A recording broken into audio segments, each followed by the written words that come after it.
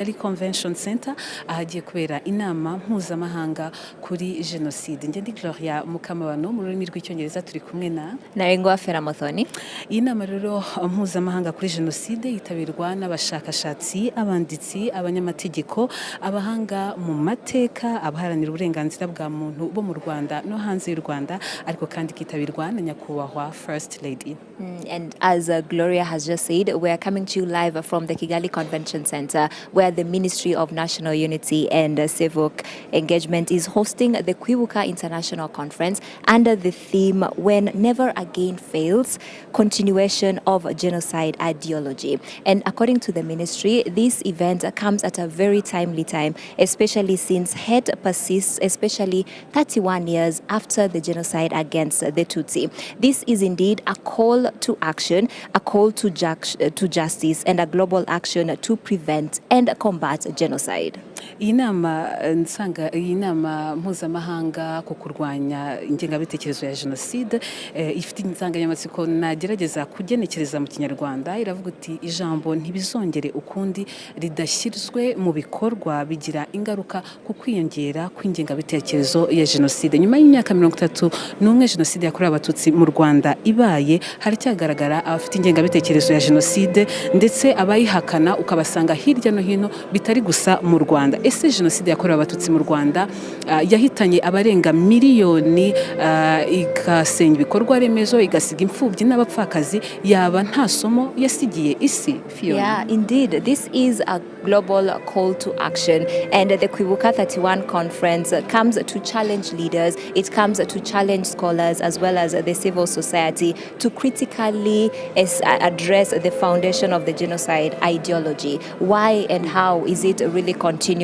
We'll be looking as well at how the global inaction has enabled it. What must we do to really stop it? Rwanda from the past rose from the darkest tragedy in human history. Rwanda today really stands at stability, it stands with peace, which is a testament of the resilience of the Rwandan people as well as its leadership. But peace must be safeguarded through vigilance and unwavering commitment to truth and justice. Nibyo Fiona, iyi nama rero kandi igizwe n'ibiganiro bibiri by'ibanze. Icyambere kiragaruka kureba impamvu ingengabitekerezo ya jenoside idacika. Kuva rero jenoside yaba mu Rwanda, jenoside yakorewe abatutsi mu Rwanda yaba, ntabwo ingengabitekerezo yayo yarekeye mu 1994, ahubwo yakomereje mu bayihakana, abayipfobya, haba mu Rwanda no hanze yarwo. Aba bayipfobya kandi abenshi ubasanga baragize n'uruhare rukomeye muri jenoside yakorewe abatutsi. Ikiganiro cya kabiri kiragaruka ku buryo bwo kurwanya ubufatanye bw'abakomeje gukwirakwiza ingengabitekerezo ya jenoside. Uruhare rw'itangazamakuru n'uruhe? Urubyiruko rwa Afrika rwakora iki? Imiryango mpuzamahanga ikwiriye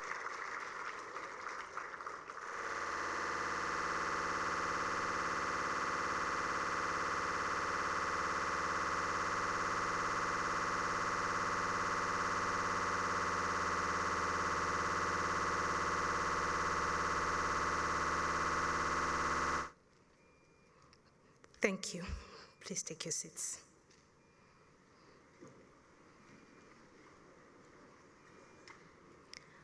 Good morning all, Madam First Lady, ladies and gentlemen, distinguished guests, friends of Rwanda. Welcome to the 31 International Conference of Kwibuka. My name is Ariane Nkesha, and it is once again my honor to serve you as your Master of Ceremonies. We gather here in Kigali, 31 years after the genocide against the Tutsi, not just to remember, but to confront the continued presence of the danger of genocide ideology. This year's theme, One Never Again Fails, Continuation of Genocide Ideology, is a sobering reminder that remembrance must go hand in hand with responsibility and action. We open today's conference with reflections and insights from key voices, those who have walked alongside Rwanda's path to justice, peace, and vigilance. We thank you all. We encourage you to engage deeply, to listen actively, and to reflect on how each of us can respond to the call of Kwibuka, not only today, but every day. To begin our program, it is my honor to invite Honorable Dr. Jean Damascene Bizimana, Minister of National Unity and Civic Engagement, to deliver the keynote address. Thank you.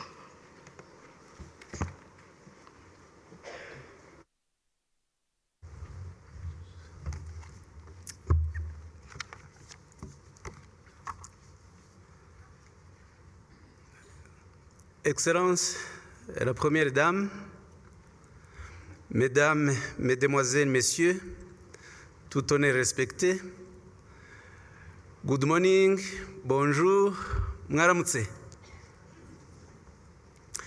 Permettez-moi de prime abord de souhaiter les bienvenus à Kigali aux invités, panélistes et participants qui nous sont venus de loin. J'espère que vous avez eu un beau voyage, une agréable nuit et que vous allez avoir un beau séjour au Rwanda. Nous entamons demain la 31e commémoration du génocide perpétré contre les Tutsis au Rwanda en 1994. Cette conférence s'inscrit d'une part dans le respect de la mémoire et d'autre part dans la mise en application de la résolution de l'Assemblée générale des Nations unies du 23 décembre 2003, modifiée le 26 janvier 2018, qui a consacré la date du 7 avril comme, je cite, une journée internationale de réflexion sur le génocide des Tutsis au Rwanda en 1994. Il y a une règle sur laquelle nous sommes tous d'accord. C'est que s'il n'y avait pas eu une ingérence européenne en Afrique et au Rwanda en particulier, nous ne serions pas en train de faire une conférence comme celle-ci sur un génocide ayant emporté plus d'1 million de personnes tuées pour ce qu'elles étaient. Je le dis avec conviction en me référant aux propres écrits des premiers missionnaires arrivés au Rwanda qui ont décrit une société unie et unifiée. Je cite 2 exemples.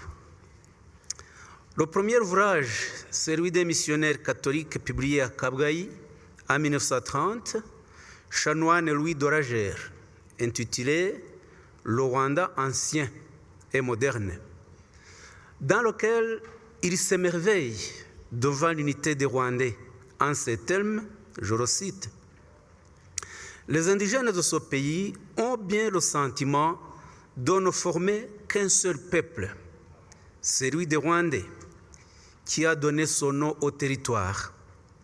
Ce sentiment prend la forme qu'il revêt normalement chez les sédentaires d'attachement au sol, non pas seulement au foyer, à la commune ou à la province et au territoire ancien, obéissant au même prince.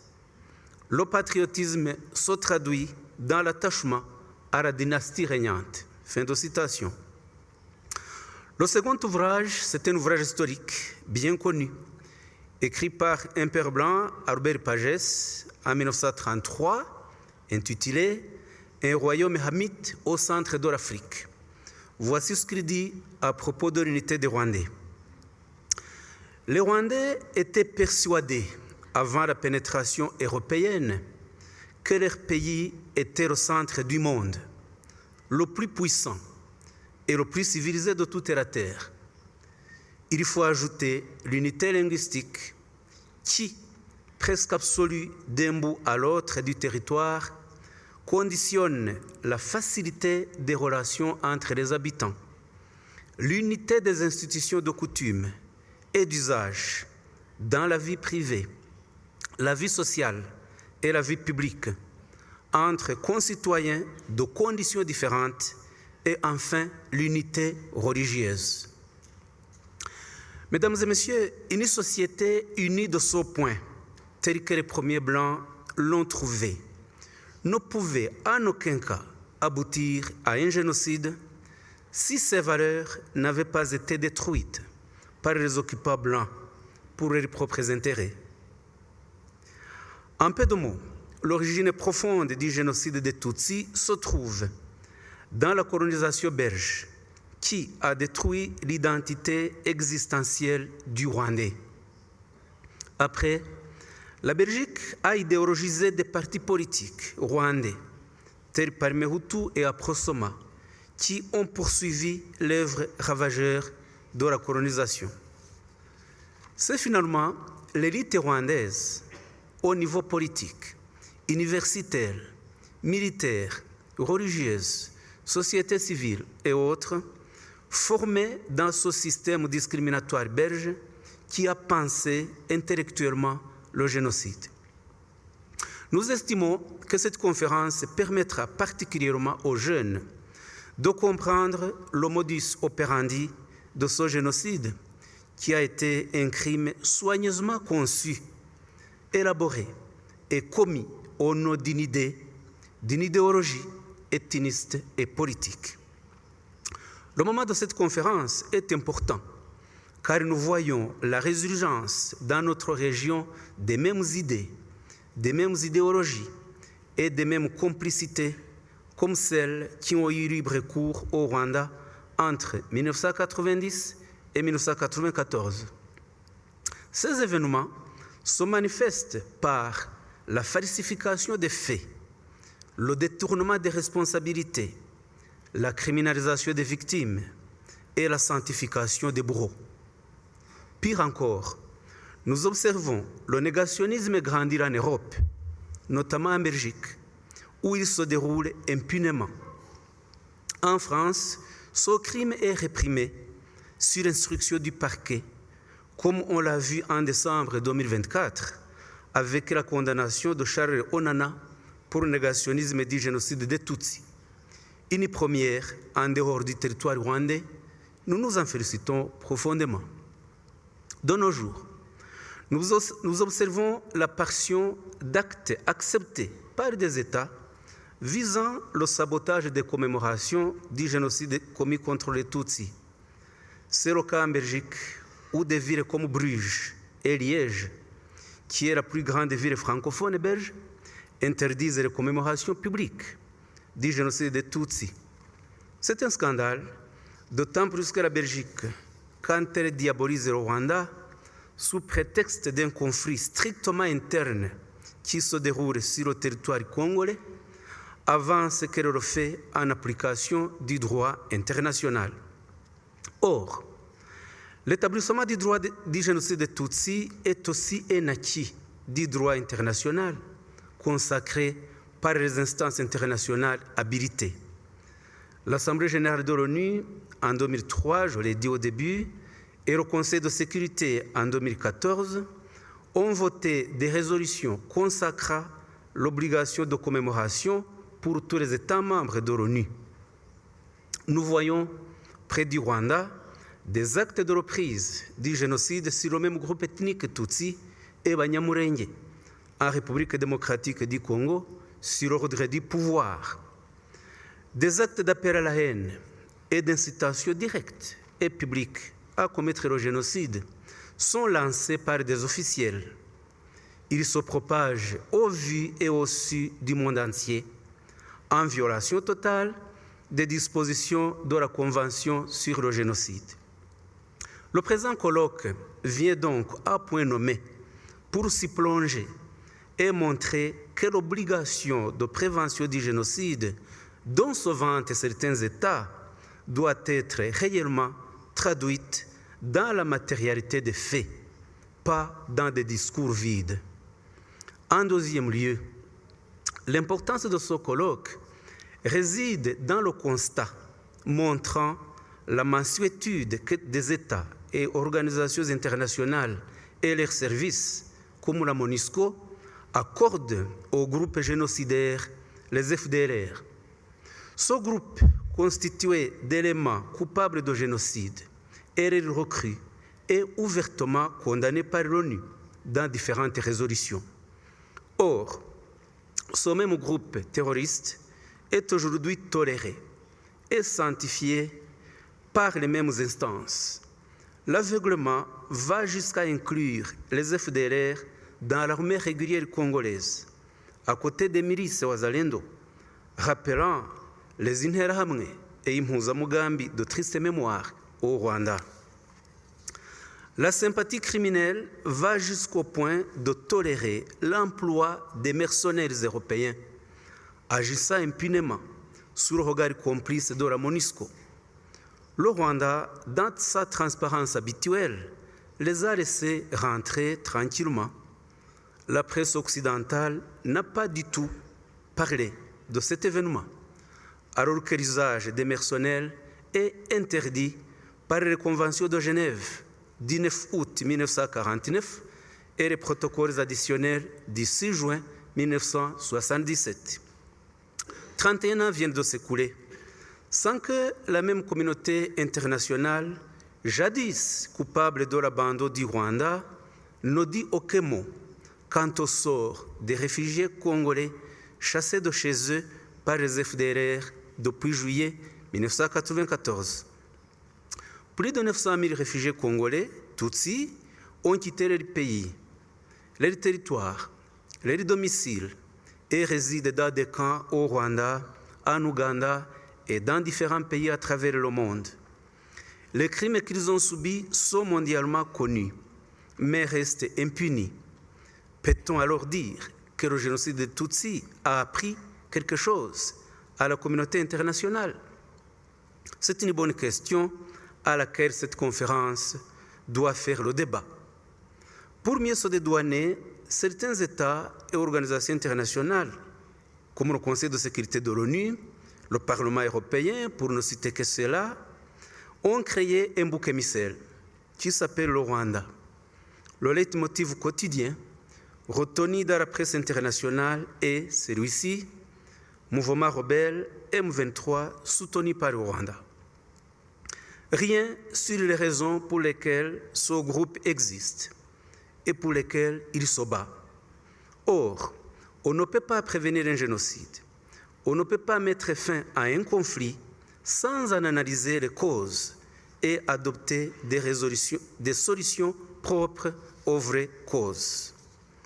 Ces États et organisations ont aussi trouvé des raccourcis avec des mots insensés, en l'espèce, qui trompent les non-avertis, comme balkanisation, souveraineté, intégrité du territoire, exploitation des minerais, et j'en passe. Ces États feignent d'ignorer que le respect intégral du droit international se trouve dans le respect de toutes les souverainetés nationales, pas seulement uniquement celle de la République démocratique du Congo. Le respect du droit international se trouve aussi dans la neutralisation des FDLR et dans la recherche des solutions définitives permettant au Rwanda d'obtenir le respect de son territoire et aux réfugiés congolais de retrouver pacifiquement et durablement le sol de leurs ancêtres. Voilà une simple analyse que des États ne font pas ou refusent sciemment de faire, mais qui s'impose.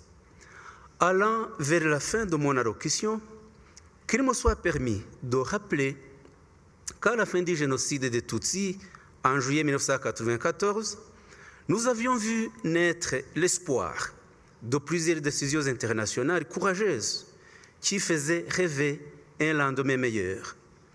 Il y a eu d'abord la création du tribunal pénal international pour le Rwanda, par la résolution 955 du Conseil de sécurité le 8 novembre 1994. Malgré des erreurs et manquements de ce tribunal, nous sommes d'avis qu'il a accompli un travail historique de taille par l'établissement judiciaire de l'évidence du génocide commis contre les Tutsis. En 1999, l'Organisation des Nations Unies a mis en place une commission dirigée par Ingvar Carlsson, ancien Premier ministre de Suède, qui a rendu son rapport le 15 décembre 1999, reconnaissant des manquements graves de l'ONU dans la prévention du génocide des Tutsis, Voici un extrait de ses conclusions. C'est sur le système des Nations Unies tout entier que retombe la responsabilité de n'avoir su ni prévenir ni mettre fin au génocide au Rwanda. La carence première a consisté à ne pas mobiliser les ressources et l'engagement politique qu'appelaient les événements du Rwanda et la présence des Nations Unies dans le pays. Les États membres ont persisté à ne pas témoigner de la volonté politique voulue et à se refuser d'agir de façon suffisamment résolue. Fin de citation. L'Union européenne, l'Union africaine a également créé une commission le 21 novembre 1997, présidée par l'ancien président du Botswana, Sa Ketumire Masire, laquelle a produit en mai 2000 un rapport portant un titre éloquent, je cite, « Un génocide qu'on aurait pu éviter ». Je cite le constat. La vérité qui émerge de notre enquête est indiscutablement que le génocide qui advint au Rwanda aurait pu être évité par ceux de la communauté internationale qui étaient en position et avaient les moyens de le faire. Mais la volonté a fait défaut et non pas les moyens. Le monde a abandonné le Rwanda. Fin de citation. Le 7 avril 2000, tout le monde s'en souvient, nous avions cru à l'ouverture d'une nouvelle page de reconnaissance et de responsabilité lorsque le Premier ministre belge Guy Verhofstadt, au stade Amahoro, prononçait sa demande de pardon en ces termes. Un dramatique cortège de négligence, d'insouciance, d'incompétence, d'hésitation et d'erreur a créé les conditions d'une tragédie sans nom. Et donc j'assume ici devant vous la responsabilité de mon pays, des autorités militaires et politiques belges. Et au nom de mon pays, au nom de mon peuple, je vous demande pardon pour cela. Fin de citation.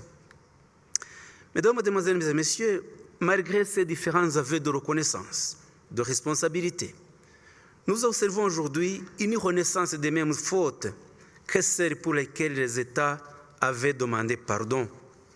Nous observons une certaine complicité internationale flagrante et un refus troublant de prévention d'un génocide en cours en République démocratique du Congo. C'est comme si les leçons que le monde avait tirées du génocide des Tutsis n'ont plus de raison d'être.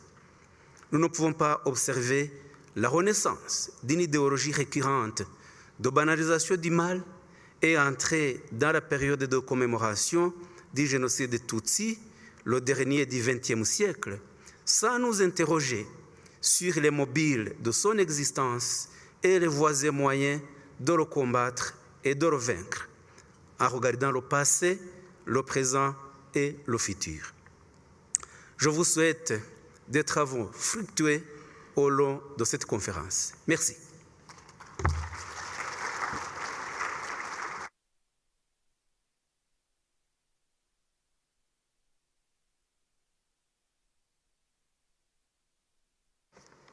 Merci, honorable ministre, pour ces mots qui appellent à l'action et à la conscience. We are now going to move to our first panel of the day, titled Sounding the Alarm, the Persistence of Genocide Ideology.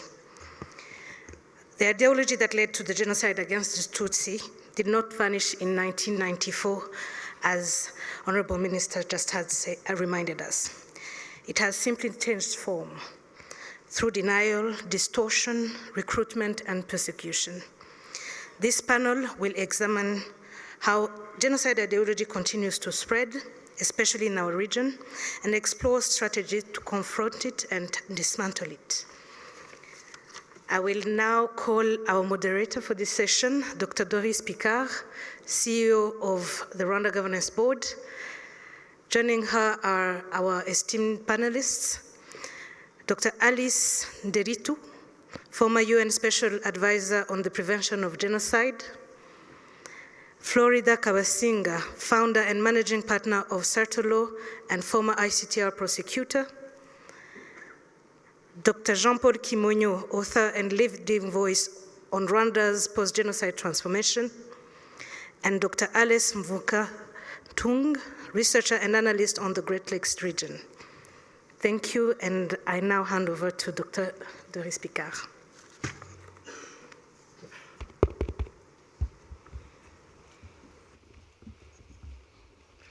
Good morning, everyone.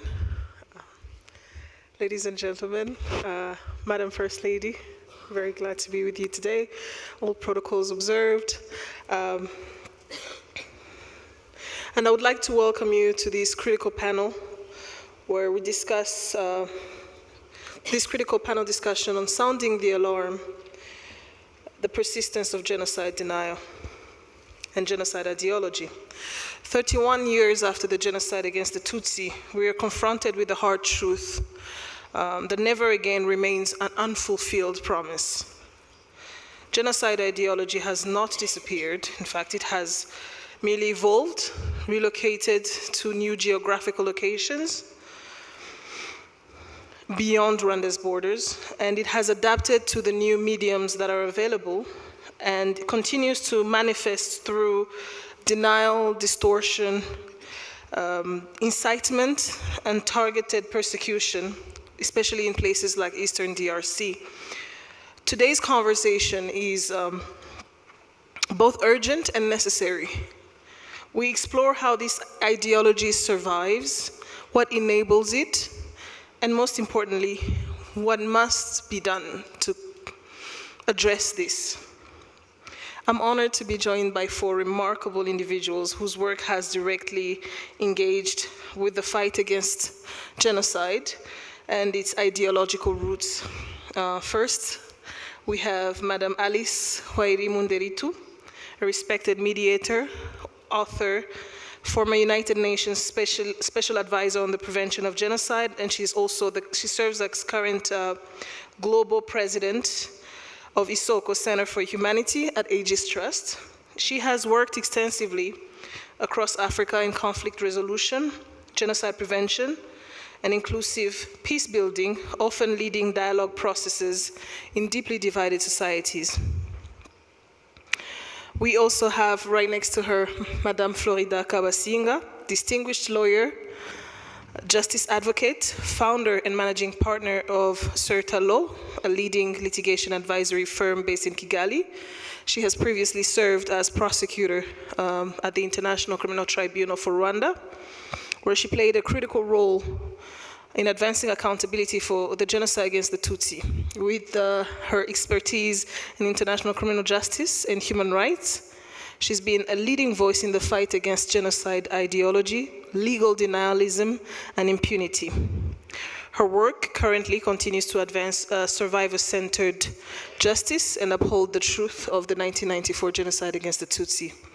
Right next to her, we have Dr. Jean-Paul Kimonyo, a political analyst and author known for his groundbreaking research on the genocide against the Tutsis and the Rwanda's post-genocide transformation. His works include Rwanda's Popular Genocide and Transforming Rwanda. And it offers a deep insight into the historical roots of genocide ideology and the challenges encountered in national reconstruction. He is a leading voice in how societies can confront violent pasts while building inclusive and resilient futures. Finally, last but certainly not least, Dr. Alex Mvuka-Tung, leading researcher and analyst specializing in the Great Lakes region of Africa with a focus on conflict, identity, and the persistence of genocide ideology.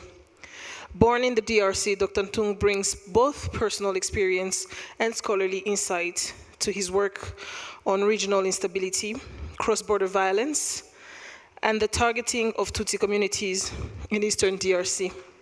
He's widely recognized for his critical analysis of international inaction and his advocacy for truth, justice, and long-term peace building. So thank you very much, esteemed panelists, for taking the time to be with us today.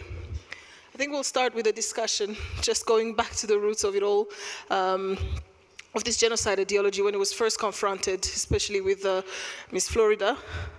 who worked as I mentioned, who worked as a prosecutor at the ICTR. And I would like to just ask of her, from this experience, what patterns did you observe, or rhetorics and strategies used by genocide perpetrators in their defense at the ICTR, or even surrounding their prosecution? How do you see these strategies repeated, these patterns replicated and adopted? How do you see these parallel being drawn today? First of all, at the ICTR, we had the biggest ideologues of genocide. We had the people who planned the genocide, and therefore the people behind what we see today, the rhetoric that comes out in denial, came first from the defense of the ICTR, from what the key ideologues were actually using to defend their actions in 1994. So when you see the arguments that are used today by ideologues, you actually realize a lot of those were the defenses that were used at the ICTR. The first one is about the plane crash. That is usually the biggest defense. And how it was used at the ICTR is that they are not responsible for the genocide, because on the 6th of April, there was a plane crash where the father of the nation was killed by the RPF. And therefore what followed was spontaneous. It was people rising up and doing things. It was not planned, and therefore they are not responsible for the genocide. So when people talk about the plane crash, in fact, it's a way of shifting blame, but it does not explain the fact that the moment the plane crash happened, you see something that has been planned for a long time. There is no explanation for the Interahamwe having been trained, for the Impuzamugambi having been trained as militias, for the lists of Tutsi victims that had been prepared. It does not explain how the genocide immediately was put into action. Immediately you see roadblocks going up. You see key Tutsi figures being killed first, and then later on you see cabinet members being sent from the central government to go out into various parts of Rwanda to actually oversee the genocide. So today the ideologues, when they start talking about plane crash, they are literally trying to confuse everybody. The theory of double genocide, that started at the ICTR. So you create a moral equivalence, and yet we know that the only recognized genocide of what happened in this country that is both legal and factual is the genocide of the Tutsi. And you find some people actually talking about in subtle ways that are nuanced, but it was not only the Tutsi who died. So while factually true, there are moderate Hutus who died, the reality is genocide has a specific definition. And when you look at it, it's a specific group of people, either ethnic, national, religious. So those are the people that are supposed to be, they are protected. And so what has been recognized is the Tutsi genocide. So when you say, but other people died, what are you trying to do? You're trying to say, since everybody died, there is no genocide against the Tutsi. And that started at the ICTR.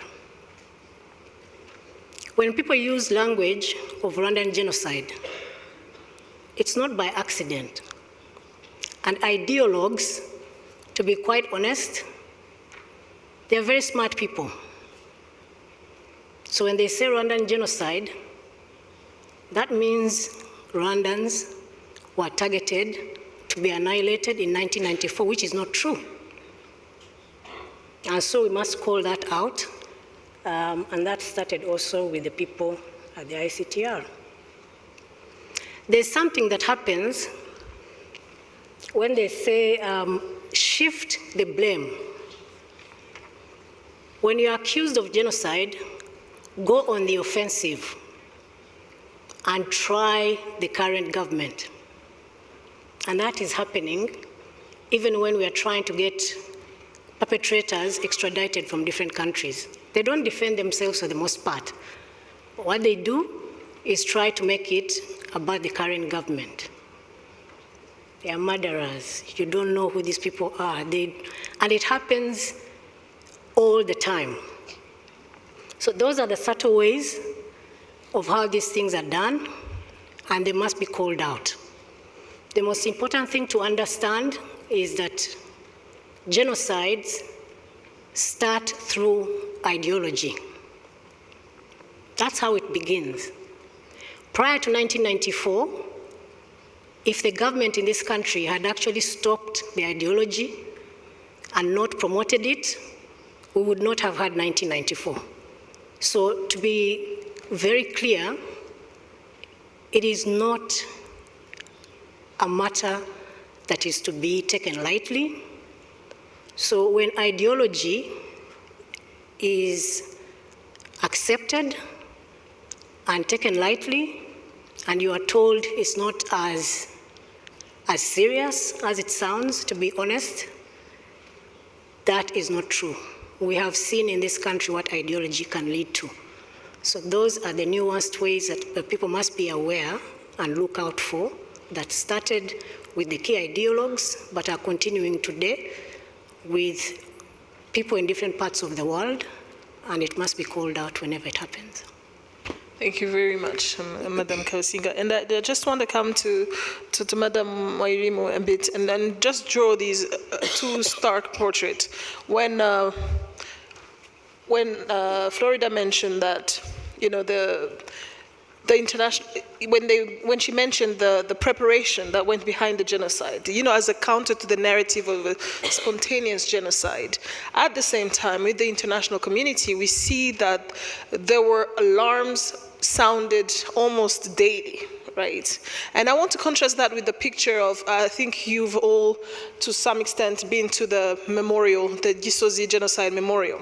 When you got into the area of the children, which is actually the most heartbreaking area, when they're talking about the children, there's that one child that tells their mother, don't worry, UNAMIR is going to rescue us. So on one hand, we have the international community that knows, has been warned repeatedly that a genocide is in place, is being prepared. Genocide ideology has taken root. On the other, there is this trust in Rwanda that international systems, international human rights systems will offer some level of protection. So to you, Ms. Wairimu, you've worked at a global level to prevent atrocities, but yet we see them keep being repeated at an alarming rate. The genocide in Rwanda against the Tutsis was not the last genocide that we've experienced. What are the key failures or gaps you've observed in how international systems detect and respond to persistent genocide ideology? And how do you see a way to address these failings? Because at some point it just seems very endemic and intractable. What can be changed? Thank you very much. And here we are commemorating the 31st, when we remember the genocide against the Tutsi. And it brings my mind to times at which the international community said never again. And we know that after the Second World War, how horrified everybody was, especially when the horrors of the Holocaust began to come out. And that led to the 1948 Convention for the Prevention and Punishment of the Crime of Genocide, and the whole world saying, no, this can never happen again. And an outpouring of support for those efforts, with Ethiopia being the first country to ratify the Genocide Convention, with lots of legislation coming up in Latin America. And then we fast forward to the 1994, a genocide happened in this country against the Tutsi. A genocide happened in Srebrenica against the Bosniak Muslims. And again, we came to another never again moment where international mobilization in terms of what do we do to ensure that this never happens again. And I remember, because the genocide against the Tutsi, it's a genocide that happened in living memory. I personally had already graduated from the University of Nairobi, and I remember vividly what was happening at that time and how it had been made very clear through early warning signs, especially by newspapers, journalists. They were writing, the Tutsis are being killed, the Tutsis are being targeted. So even those of us who didn't have information that the international organizations had at that time, that we knew that there was a genocide, there was something, there was massive mass killing. We didn't have the word genocide then, but we knew there was mass killing against the Tutsi. So the African Union put together legal frameworks in this never again moment to ensure that another genocide like happened against the Tutsi did not happen, put in place the ICGLR protocol with all these frameworks. The countries in the Great Lakes region are all supposed to have prevention of genocide committees that speak to ensuring that a genocide that happened against the Tutsi doesn't happen again. Europe has all these frameworks, the EU has frameworks. Many countries in Europe that already had Holocaust laws in terms of denying the Holocaust expanded them to speak to genocide prevention as well.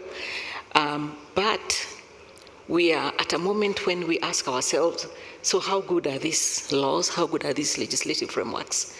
When we can't speak to specific facts. And one specific fact being, and I'm glad that Florida worked at the ICTR, because one of the things that the ICTR did was indict more than 1,000 people. I don't remember the actual number. What I know is that more than 1,000 people are still living free. People indicted for the genocide against the Tutsi here in Rwanda. And that 500 of them, over 500 of them, 530 of them are living in the DRC. And if these people are living in the DRC, indicted by a UN tribunal, the International Criminal Tribunal for Rwanda, and they are living free, what then does never again mean? Why aren't we all mobilized and trying to establish where those people are and trying to pressure the governments that are protecting them so that those people face trial? Why does the international community need to ask itself, like, you cannot condone living next to a bicycle thief, but you can condone living next to somebody who planned and implemented the killing of millions of people or thousands of people. So there is actually a failure in terms of implementation and in terms of what really needs to be done. So in terms of genocide ideology, we do know for a fact, those of us who worked in this field, that people who have been targeted for genocide before are 3 times higher at risk to be targeted again, which is why you see this genocide ideology going on and on, which is why we see that when the people who are being killed in DRC, you've seen the videos of people being burnt and eaten alive. So when a Congolese Tutsi says that they are being killed in the DRC, then you see the role of genocide ideology in that they blame the victim instead of blaming the people who are killing. We don't ask ourselves as an international community, do we actually think those 500, more than 500 indicted people went to the DRC and just sat there? Do we think that when they went there and found the Congolese Tutsi there, that they thought that now they'll start coexisting with them? Why do we not understand, why do we not address the root causes? And there's a failure of the international community of the fact of the existence of the FDLR. Why is there consistent overplaying, including international media, underplaying the role of the FDLR and saying the FDLR is not as powerful as it used to be? Why is it not powerful when it has an ideology and it has more than 500 people indicted by the ICTR who know how to actually execute a genocide and who are now living in that space? So in terms of frameworks, there's a lot that needs to be done. There's a lot that needs to be done in terms of political will. There's a lot that needs to be done in terms of knowledge, actual knowledge of genocide ideology, how many countries in the world are actually teaching genocide ideology? How many, each time when in my previous position, when I used to talk about risk factors for genocide, even to people who work within the international system, I would be surprised by how little people know. If you ask somebody, what are the risk factors for genocide in any specific space? What needs to be present for a genocide to happen?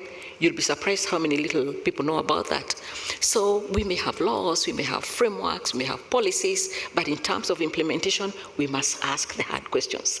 And we must be prepared to ask hard questions of governments. We must be prepared to say that a life in Africa or a life in any other part of the world is as important as a life, for example, in Europe. We need to ensure that the international frameworks, the international human rights institutions speak to those specific lives as if one person, for example, had been killed, say, in Paris today. We need to speak to that particular aspect. So education still continues to be huge. It continues to be something that needs to be done, but what kind of education? And also we must stop framing never again as something episodic. You know, it comes and goes. Then we wait for the next genocide, then we are all running around and setting up tribunals and saying, no, this will never happen again, and then it happens again. Thank you. Thank you very much for even this emphasis on implementation. We have all the legal frameworks available to prevent, and I've seen your former office had also developed sort of an alarm system, you know, key identifiers that genocidal ideology is being implemented in certain countries. And it comes back also to what Florida was talking about, the defenses that were being used at the ICTR forming part of the genocide ideology that we see today. And I'd like to just come to Dr. Kimonyo on this aspect where, yes, we have this genocide ideology, right? Yes, we have these international, but these are enabled by systems that are in place, either national, regional, international. And you've worked on, you've had this research in Rwanda's history, and you have a very deep understanding of the societal and structural conditions that allowed the genocide ideology to flourish before 1994. What warning signs do you see repeated in these conditions? And I wouldn't want you to limit yourself to just the conditions within Rwanda, but even within the international community. What do you see repeated today that is enabling this continued persecution of Tutsis in the region? Thank you very much, Doris. First, I would like to maybe say that the ideology of genocide before '94 was not flourishing in Rwanda society as such. I think that we have a kind of distorted perspective because of what happened and finally happened at the end of the process. We have the impression that this intense mobilization of the population was there for a very long time. That's not true. Before '94, the population itself was not that much in that ideology. One of the maybe most important example or proof of that, when the genocide started on the 7th of April, in many communities, Hutu and Tutsis went together and tried to fight off the Interahamwe, because at the time, what was most important was the war between political parties.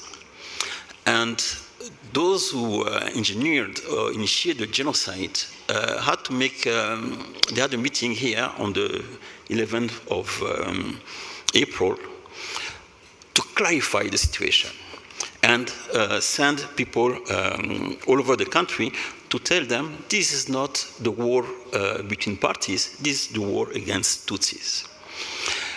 That's one thing. Second, the ideology of genocide was dormant in certain ways, but also very present in Rwandan society, but in very specific pockets. The first one especially after 1990 with democratization. It was political among political parties and political activists. They are the ones who were the carriers of the ideology of genocide. And second, there was also, and which is very important, now I'm talking about on the grassroots level, all over the country, but especially not that much in the north, but in the rest of the country. The children of Parmehutu propagandists, those who carried out the revolution of 1959, their children often were the big relay of the genocide ideology at the time. So it was dormant, but also it was also beneath the, I would say, the foundation of the Rwandan polity at the time, since 1959 up to 94. So it was there. And often, sometimes there was some declaration by some political leaders that try to remember people that indeed this is the country of Hutus, and Tutsis are only tolerated as long as they keep their place, the place that we gave them. So this was beneath, and it was kind of the foundation of the Rwanda polity at the time. Signs. The first sign is when Rwandans try to challenge that political order. And that's when this ideology came out very strongly, because it was beneath that system. And this is Rwanda. But now, internationally, if you talk about signs or manifestation of the idea of genocide, I will say that it's passivity, first and foremost, passivity. We've seen it when the genocide started as such, but even before the genocide. UN was here, there was international committee was involved here, but they never worked very, they never did anything very strongly to try to stop the idea of genocide that started very strongly starting in 1992. But maybe I would like to go a bit further in answering your question. Often we are carried away by the manifestation of the ideology of genocide, the ugliness of the ethnic rhetoric, and sometimes the killings here and there before the genocide started itself. But we have to know that beyond this manifestation of ethnic hatred, the ideology of genocide is first and foremost a political project. It's a political project that wants to change fundamentally the nature of the state and the nature of society, designing a number of groups as illegitimate and other groups as legitimate. And by the time that the ideology become a fully-fledged ideology of genocide, it's not only a question now of excluding, it becomes a question of eliminating. But beyond that, beyond this ethnic rhetoric, there is a very precise political project, and a radical one. And it has been the case for every big genocide that the world has experienced all over the world. And sometimes also, this ideology can be also regional. In certain countries, or certainly in the situation that we have today, this ideology is mostly regional. But then political entrepreneurs at the national level also embark on this ideology of genocide for very precise political interests. So I think that there is a genocide as such. There is what can push people to participate in genocide, but idea of genocide is most and foremost a political project. And one of the problems with the international community or different instruments that have been put up to try to combat the genocide, this political project is not taken seriously. Often, internationally, people tend to react in a humanitarian manner, but they don't see the political project behind the ideology of genocide. And I think that's maybe what is the most important problem. And at the end of the day, people have to make a choice. Are they supporting this political project or not? Absolutely. Thank you very much, Dr. Kimonyo. And you mentioned, you talk about how genocide ideology is first and foremost a political project that people then embrace, which brings me to Dr. Ntung. On this aspect of it being a political project, we've been actually, as a Rwandan, kind of completely flabbergasted to hear officials from other countries, especially DRC, repeating almost verbatim the same genocide ideology rhetoric that was used against the Tutsis in Rwanda pre-1994, calling people vermins, calling for their extermination, calling them infiltrators and foreigners. And I'm just wondering, I understand it being part of the political project, but you see it being embraced not just by their constituents, but also by the diaspora and spreading it all over. The Hamitic project conspiracy actually has spread all over the diaspora, and people are trying to find equivalents in their own countries where they would say, well, what is the equivalent of Tutsis in our countries? And it's kind of worrying that the scale that it has taken. So I just wanted to discuss, if you could just enlighten us, how is the geography of hate changing so much to the extent that we see it succeeding? What are these strategies that are being used to mobilize genocidal ideology across national borders? Thank you. I'm going to bring some nuances to what we understand already about the model of relocation of genocide. It's a shift really from my initial thinking that there have been a journey of a genocide from one point to another. And I would see rather an interconnected genocide, a regional genocide. I think we need to remove the borders in our mind and look at the region as a country of nations.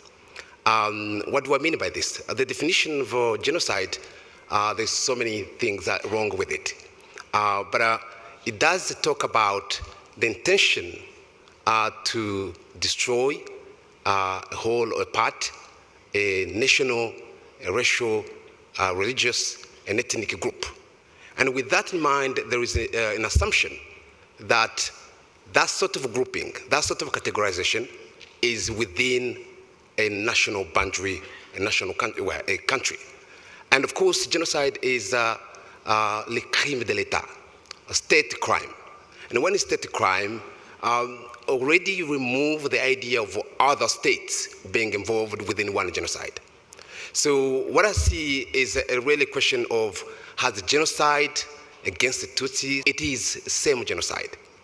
It is one genocide ideology, and therefore it does really confuse us to think that this is the path of a genocide. The journey geographically, it is rather a journey in history.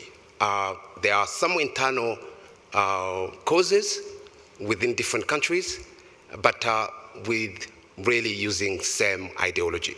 And I see the region as a house, and a house with the rooms, and where there is a virus, a huge virus affecting the whole house, and where one room might be able to get rid of the virus, but the virus is still within the house.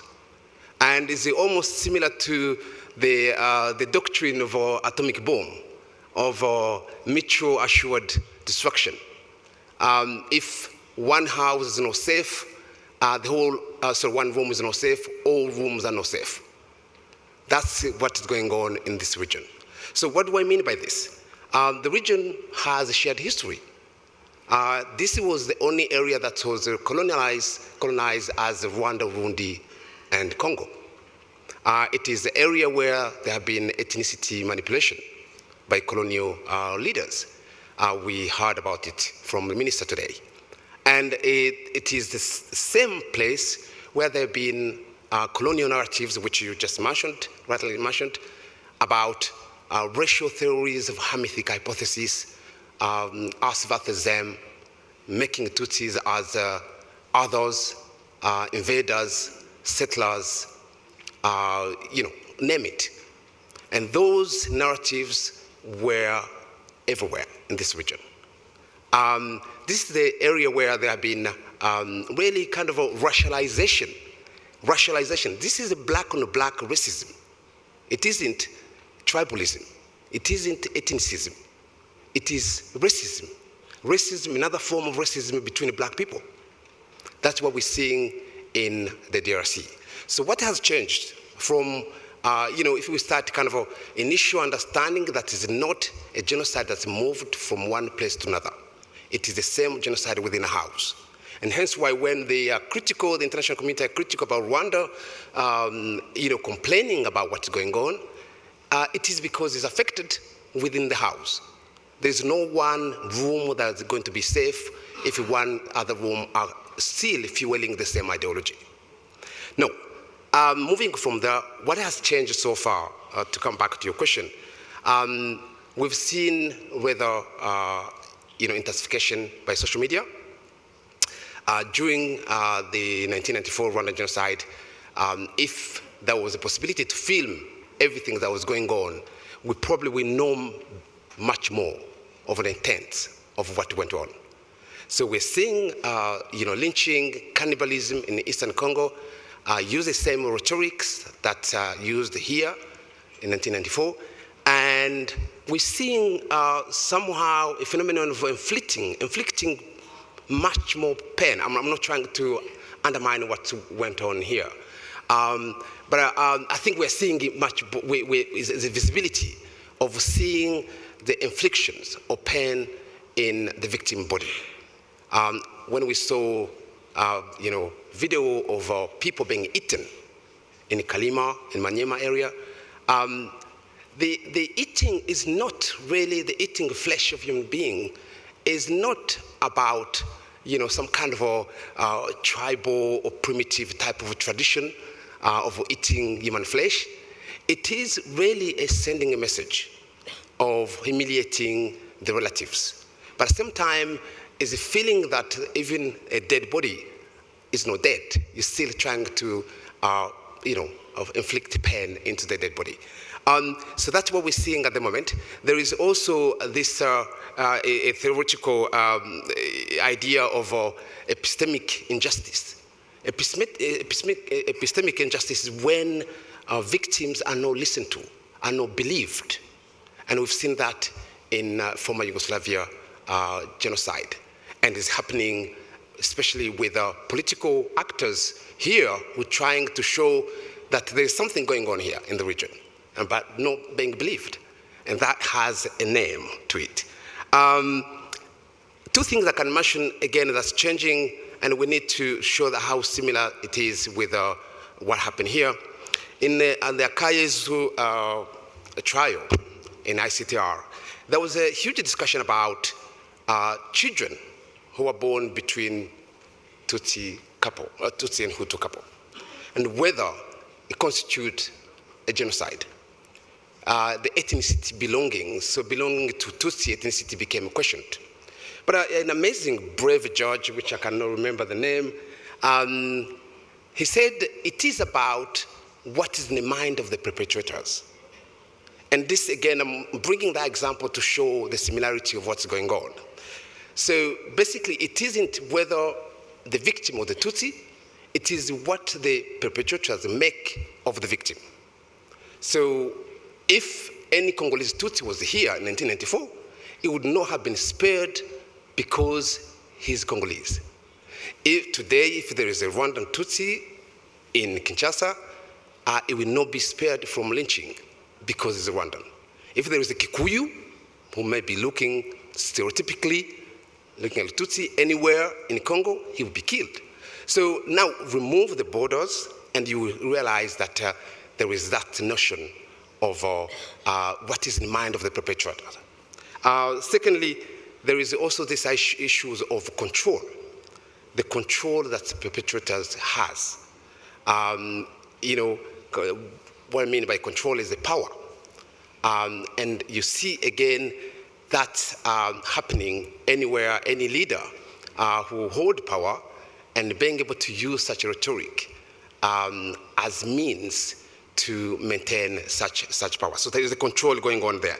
So maybe I can end there, but really the point I'm trying to make here, there isn't a journey geographically, there is a journey within history, there is internal grievances, internal causes, but same genocide. And the phenomenon of Wazalendo, as I can end with that, from that, what we're seeing in the DRC, we know that there are about over 200 armed groups. And none of those groups has a political grievance. And no any other political grievance other than we want to exterminate Tutsis. That's all what they share. And that's really, it kind of sent an alarm of what's going on in the region. Thank you. Thank you. And just staying on you for a second, because you mentioned these unresolved historical grievances, you know, identity-based exclusions.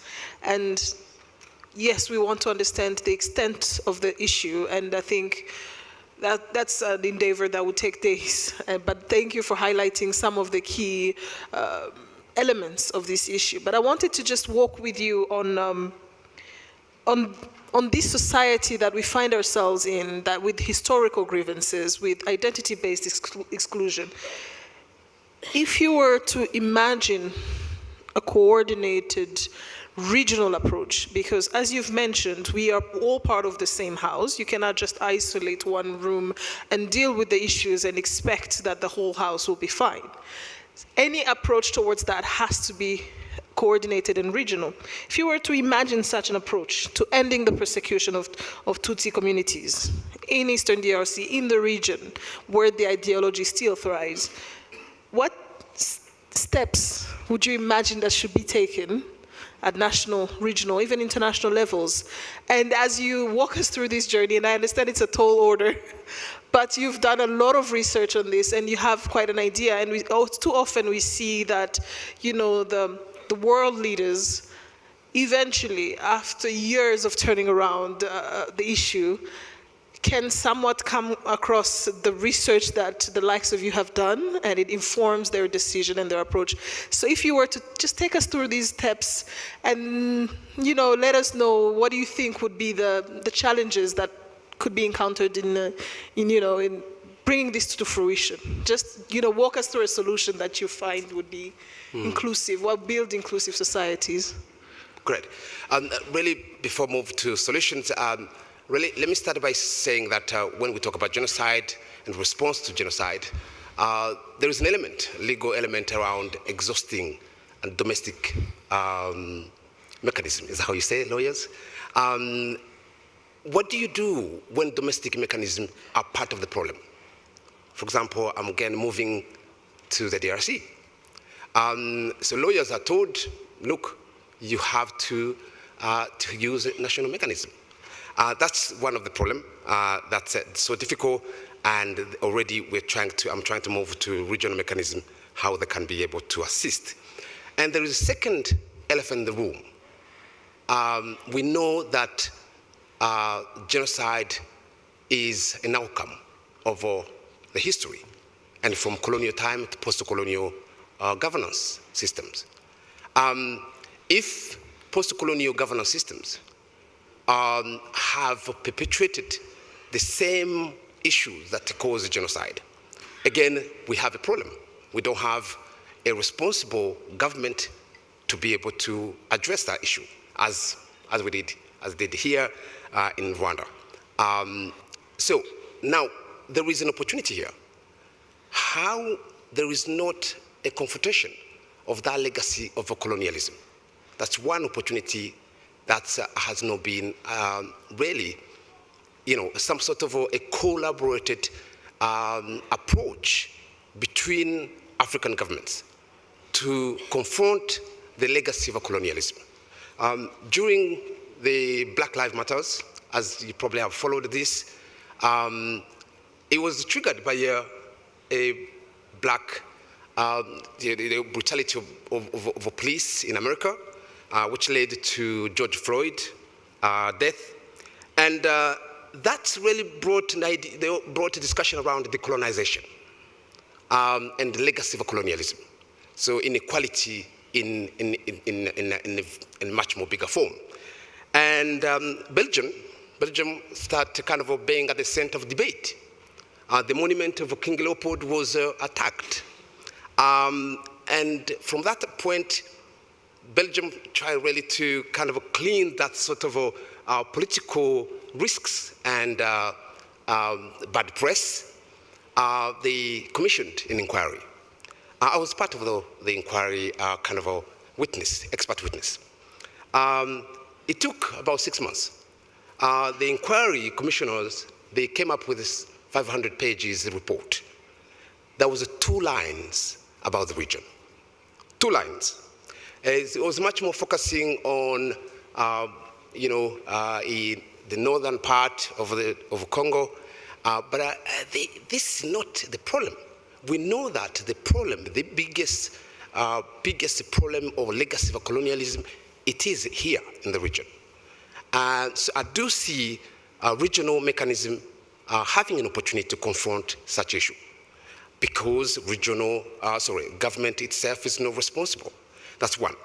There is also an international mechanism called Responsibility to Protect, which came out in 2005 in Canada. The idea of responsibility to protect was, what do you do when a country is persecuting its own people? And that law had been applied to Gaddafi, had applied to many cases in Ivory Coast. And why cannot be applied to DRC? That's the international mechanism.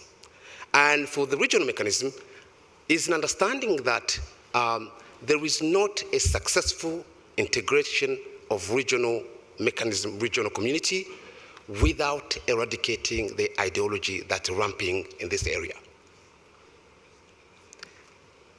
How can you do trade? We talk about trade between the countries. How would you do trade when countries are promoting hatred, fueling hatred between one group of people, between countries? That is already a problem. So going to solutions is a principle to understand that integration is not possible without such an acknowledgement. And secondly, it is really creating some kind of a legal mechanism similar to the ad hoc mechanism of ISTR, where there is an understanding the exterminations of Tutsi in Congo are endangered communities. And putting that at the agenda of a regional mechanism. Why? Because even if there's no interest in a small group being persecuted, almost, I'd often say that countries do speak about minority when the persecutor of a minority is against their interest. That's the only time powerful countries speak about minorities. But actually, it is a barrier. That tiny minority, it is a barrier to look the progress that Rwanda has made 31 years later. But it's being drawn into something going on in the DRC. That is holding the country to progress. So if we don't get rid of such an issue at the regional level and put that issue of persecution of a Tutsi minority in Eastern Congo, we have a barrier to progress. Thank you. Thank you very much. And it's even more challenging when you consider that the same, that I call malevolent, the same malevolent colonial forces and colonial interests are still very much at play. And then my next question is as to Dr. Kimonyo on this. When we talk about, the political manipulation, the neo-colonialism, which is not even that new, because it's the same actors enacting the same script, colonial script in the region, perpetuating this genocide ideology. And I want to give an example. His Excellency President Paul Kagame often mentions when he is commenting on the conflict in the Eastern DRC that it's a conflict between Congolese. He keeps mentioning and highlighting the fact that the M23 are Congolese. And to that he's met, I've seen it in the international reaction is somewhat dismissive of that, but then met with the same mantra, no, M23 must withdraw from the entirety of Congo. And to that, people say, well, where should they go? Because we understand this movement between the region, and this is a political manipulation. If even the refugee issue, a lot of the M23 soldiers were refugees in the entire region. So how do you, as we're talking about strategies, how do we confront this political manipulation that feeds into this persistence and spread of genocide ideology when you take into account the fact that colonial powers such as Belgium are still very much stakeholders in this issue? You've analyzed the challenges that Rwanda has encountered in the national reconstruction. I'm sure you're seeing parallels in how Rwanda has addressed this. How can do you see any strategies there? How can we address this issue? Thank you. Thank you very much. I'm going to come back a bit to what I just said. I think that at the end of the day, especially for the international community and the community of states, the issue is an issue of political choice. Are you supporting the project of exterminating part of the population of a certain country or not? And this political choice seems to be detected by political and economic interests by a number of members of the international community. So I think it's clear. Relations between states is very hard and very calculating. And in spite of everything, we can see, for example, a country that is so close to the issue that you are talking about, like Belgium, acting the way it is acting. If there's a country that shouldn't act that way, it should be Belgium, because of the number of layers of responsibility that Belgium has, and starting first by the redrawing boundaries of different countries that when they created the Congo, for example, taking part of Rwandan territory. They are the ones who are responsible of that. Mr. Bizimana told us about the role Belgium played in creating the ideology of genocide in Rwanda. Very much so, it's very clear. And then in '94, there's other things that they did. Among those things, it was when their peacekeepers were killed, 10 of them were killed, they decided to orchestrate an international campaign to have the whole UN military mission to be withdrawn, the whole of it. And as soon as they started it, what's the name again of this? It was anyway, the mission was withdrawn because the Belgium made a protracted campaign to have the whole mission to be withdrawn, and that's when Rwanda was completely abandoned. So 41 years after that, seeing what Belgium is doing, it's beyond comprehension. But states have their way of viewing, and you have to maybe not respect it, but at least to understand that. My colleague talked about legal instruments, international legal instruments, treaties, and laws, and institutions, and everything. And I think my two colleagues here also talked about that also very eloquently. But at the end of the day, if you want to combat an ideology of genocide, the burden to combat the ideology of genocide effectively is on the target of that ideology, is on the victim of that ideology. That's the most important agents. and the most effective agents to combat it. Not third parties. Third party can help, can help or support. That's possible.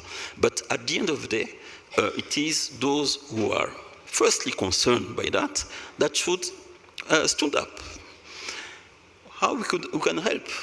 Yes, I think that we also have a certain clarity of purpose. We should help those who are combating for their rights. That's the most effective way of combating ideology of genocide, because we've seen that using those instruments that exist, those existed in '94, didn't prevent the world to abandon Rwanda. Why the idea of genocide? Finally, the genocide was defeated by the victims and the targets of this ideology. We have sometimes with all of this that we are talking about, being realistic and see what is really going on. So the best way of combating an idea of genocide is to support those actors or agents that are combating it really. And they are the targets and the victims.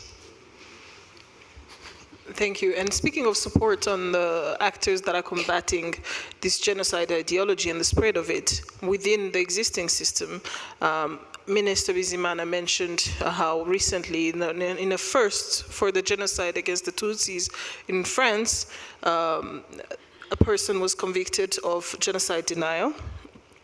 And I just want to bring back to these legal systems that are in place for Florida, from Madam Kabasinga, if you can tell us, with your own expertise, legal expertise, when you look at the legal mechanisms available, both in Rwanda, in other countries, and internationally, what more could be done?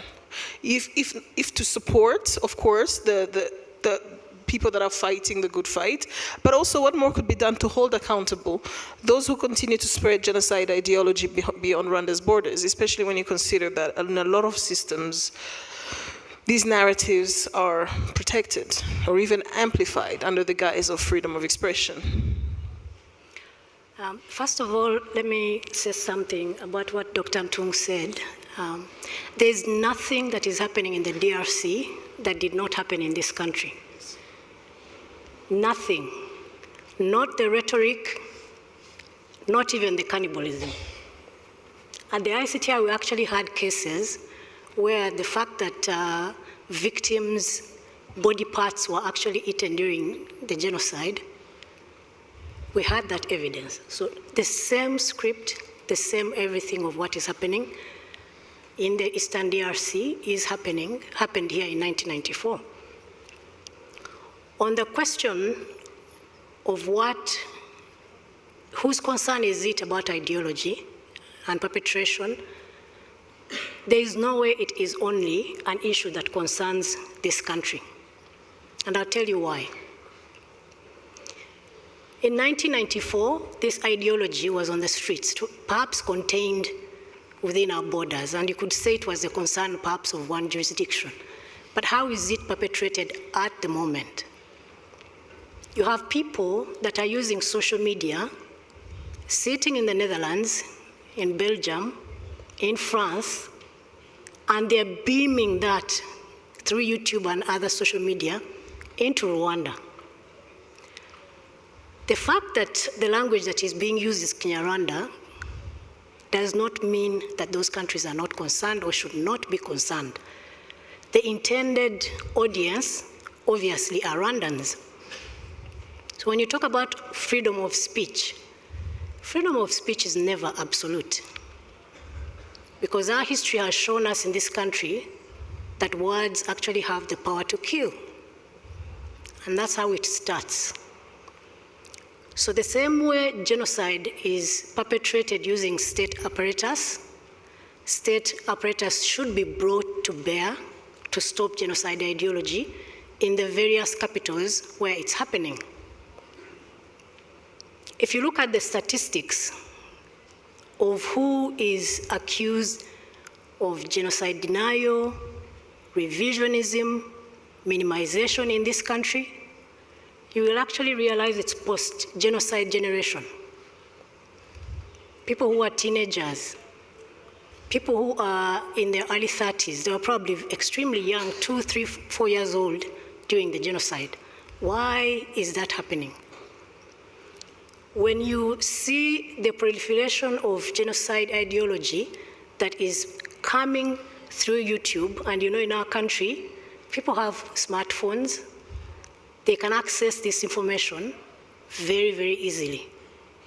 And that's how you end up finding a 20-year-old killing a Tutsi neighbor who is a survivor.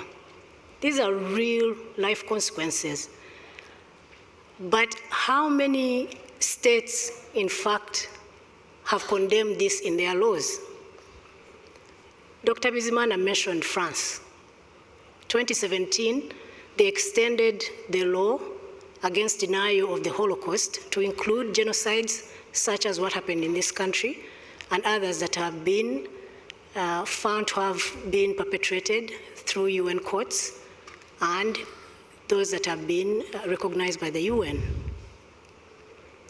But let me tell you how countries that don't take this seriously are going to have consequences eventually. There are cities in the world where you have big concentrations of Rwandan community. I have friends in Europe that tell me when they're walking on the streets, because of this ideology, they actually say they are Burundians. They don't want to say they are Rwandans. They say, I'm from Burundi, I'm from Uganda, because it actually has consequences. If you are, let's say, on the street of London, and you have a megaphone, and you're screaming and saying, cockroaches must be hunted down and killed, it has no impact, right? People are going to think you're probably crazy and take you to a psych ward, right? But if a Rwandan hears that, what happens? Because that is an order to hunt down Tutsi and kill them. So this country has enacted laws to make sure that people are held accountable to denial, revisionism, and all of that. But if you actually go to a country in the West and you tell them this person is talking about genocide denial, it should be condemned, the words that are used are usually innocuous, right? To a Western ear. If you say, you know, cockroaches are bad, they need to be killed, somebody's going to tell you, of course, I will hunt down a cockroach and kill it.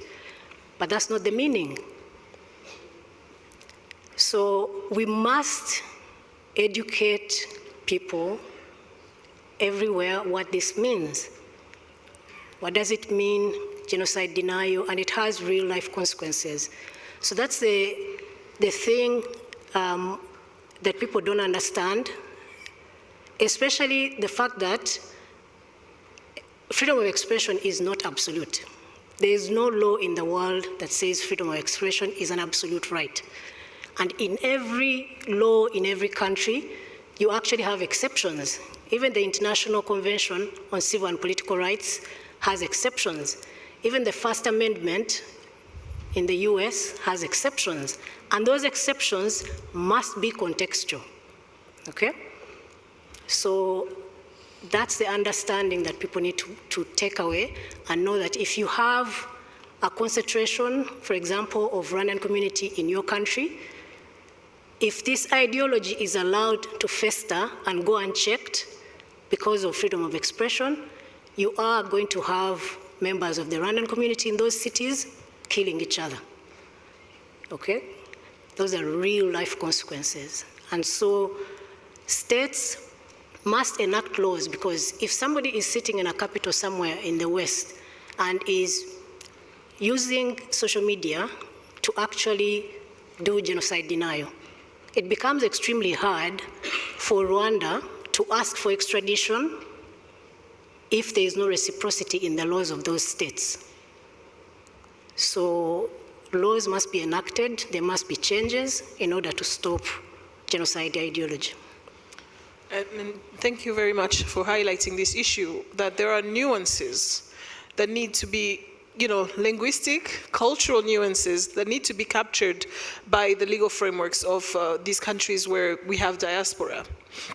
And I recall a few days ago, there was a concert that was prepared in Paris.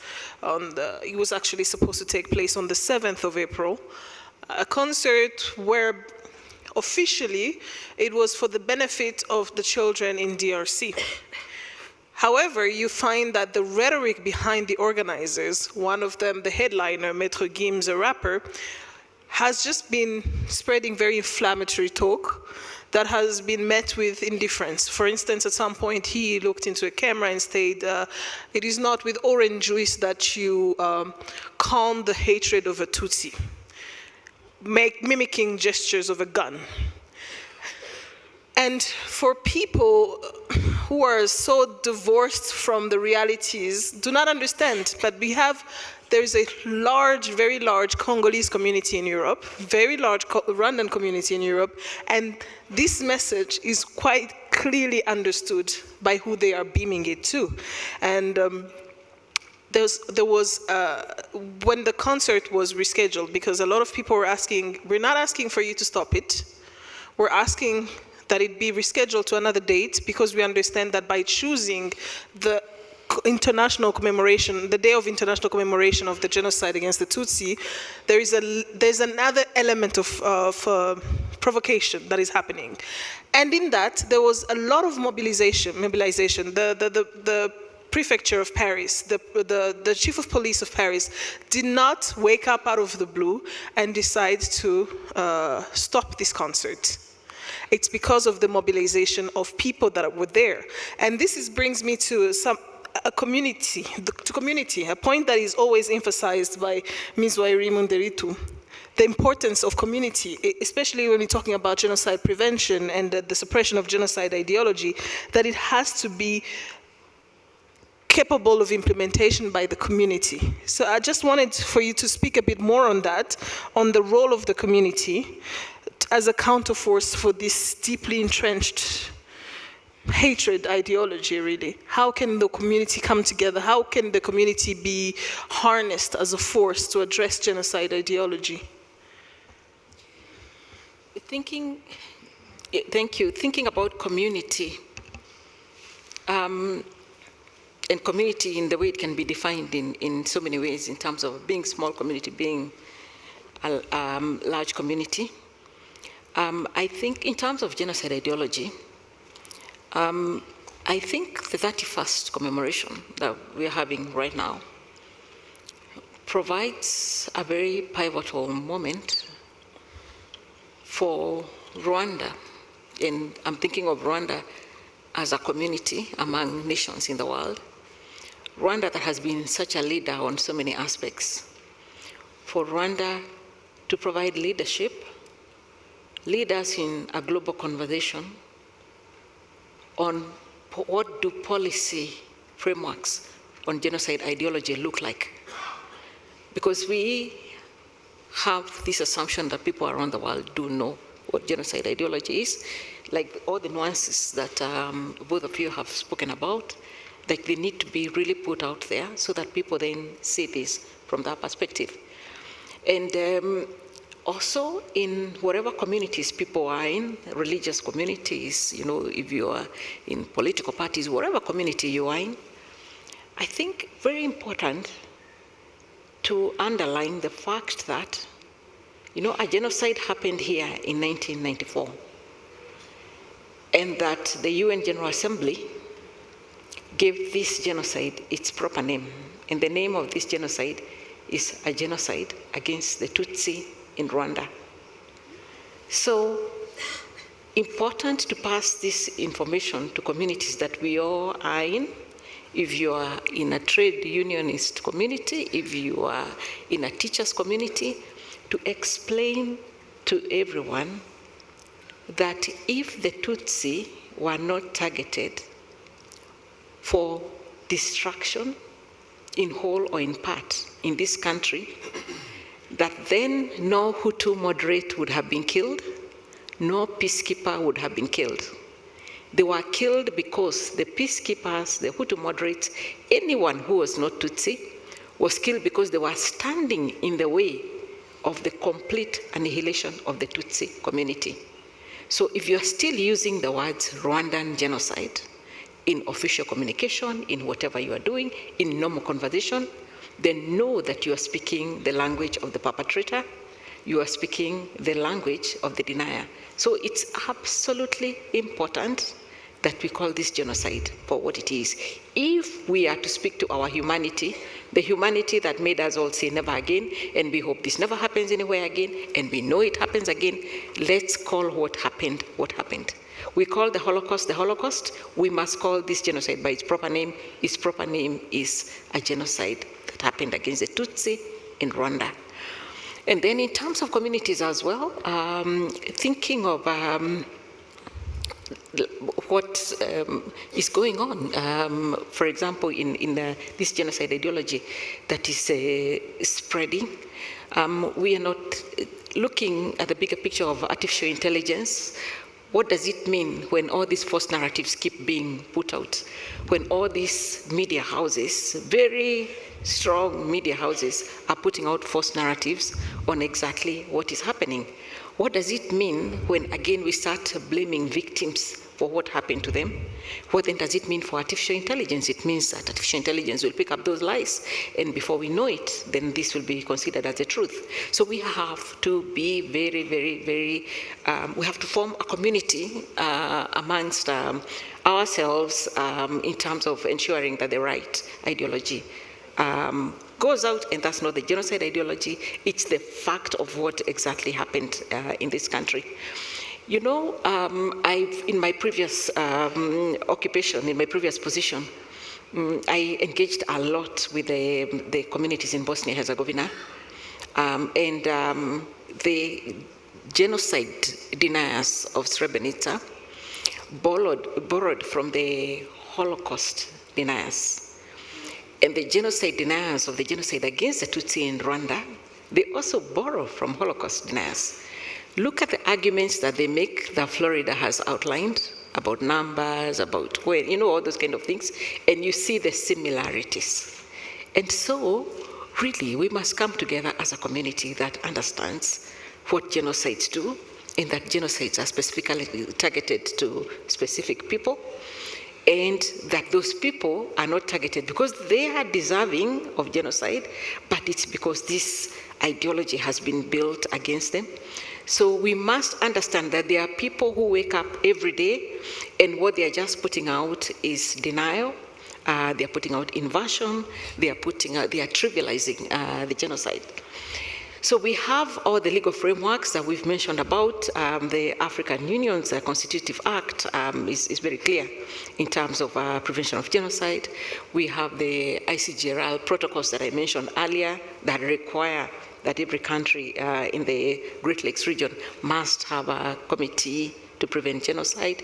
We have all these laws and legislations. The UN, you know, all these international bodies have all these laws. However, we must put it to ourselves as communities in terms of how do we make all this operational? How do we make this, how do we make this come down to the ground? And then, very important, because we are here for the 31st commemoration, very important that we speak to one of the places where the ideology is so prominent, and of course I'm speaking about the DRC. It's extremely important, and Florida, you know, when you say that young people are now the ones who are being involved in genocide denial, how much do these young people know in terms of facts? Because we have to counter, we know the way the circle of socialization works. When a young child is growing up, they get their information from their families. And unless that information is countered by schools, is countered by media institutions, is countered in other spaces, they will continue going on with this information. We must speak to the fact that when a genocide happened here in 1994, that there was a huge refugee movement to DRC, and that in that refugee movement, there were quite a number of people who had participated in killing people here, who had participated in the genocide. And those people haven't been brought to account. We must speak to that. we must also speak to the fact that M23 did not exist before the 1994 genocide. That M23 began to exist when this mass movement of people went there. Among them, the 500 people who are then to be indicted, over 500 people who are then to be indicted by the ICTR, and that's when the M23 was formed. We must speak to the fact that the focus on M23 is huge and immense, yet there are more than 130 armed groups in the Kivus. Why do we not speak to those 130 or more than 100 armed groups in the Kivu? Who is benefiting from this narrative that focuses on M23? And we must also speak to the fact and not be afraid of the truth, because the truth is also that among those more than 100 armed groups, M23 is the only one that is fighting for survival. It's the only group that is fighting against an ideology. There are no other ideologies against these other armed groups. So unless we ensure that we speak facts, then it becomes almost impossible to counter what we are seeing in front of us. And so then that brings me to, what did Rwanda do when the world abandoned Rwanda to itself? Rwanda reached into itself and had conversations with itself and decided we actually had homegrown methods that could work in the current situation. We don't have to wait for somebody else to come in. So all these homegrown methods came up, and they are so impressive in terms of how to deal with each particular situation. And the video that we saw when we first came in spoke to some of those homegrown methods. And so then, now I'm speaking to the African Union, I'm speaking to the East African community, and I'm asking, when do we look into these homegrown methods of sorting out some of these issues? Because these homegrown methods will also speak to the larger problems, and the larger problems include the fact that if you go to the Kivus today, or to much of Africa, you'll find weapons that not even national armies have. Where are these weapons coming from? We know that there is an existing willing seller, willing buyer market for these weapons in this continent, but we must speak to the fact of who is arming these armed groups, who is benefiting from armed groups being armed. So we must speak to those facts. So speaking to a community approach, we are speaking to looking into ourselves and thinking. So we've been looking out to the world and trying to get solutions for what is going on. We've been trying as much as possible to bring out the issues that are happening. We've been trying to bring out these narratives, and when I say we, I'm speaking about the fact that even I, in my previous position, the things I'm saying now, I said them.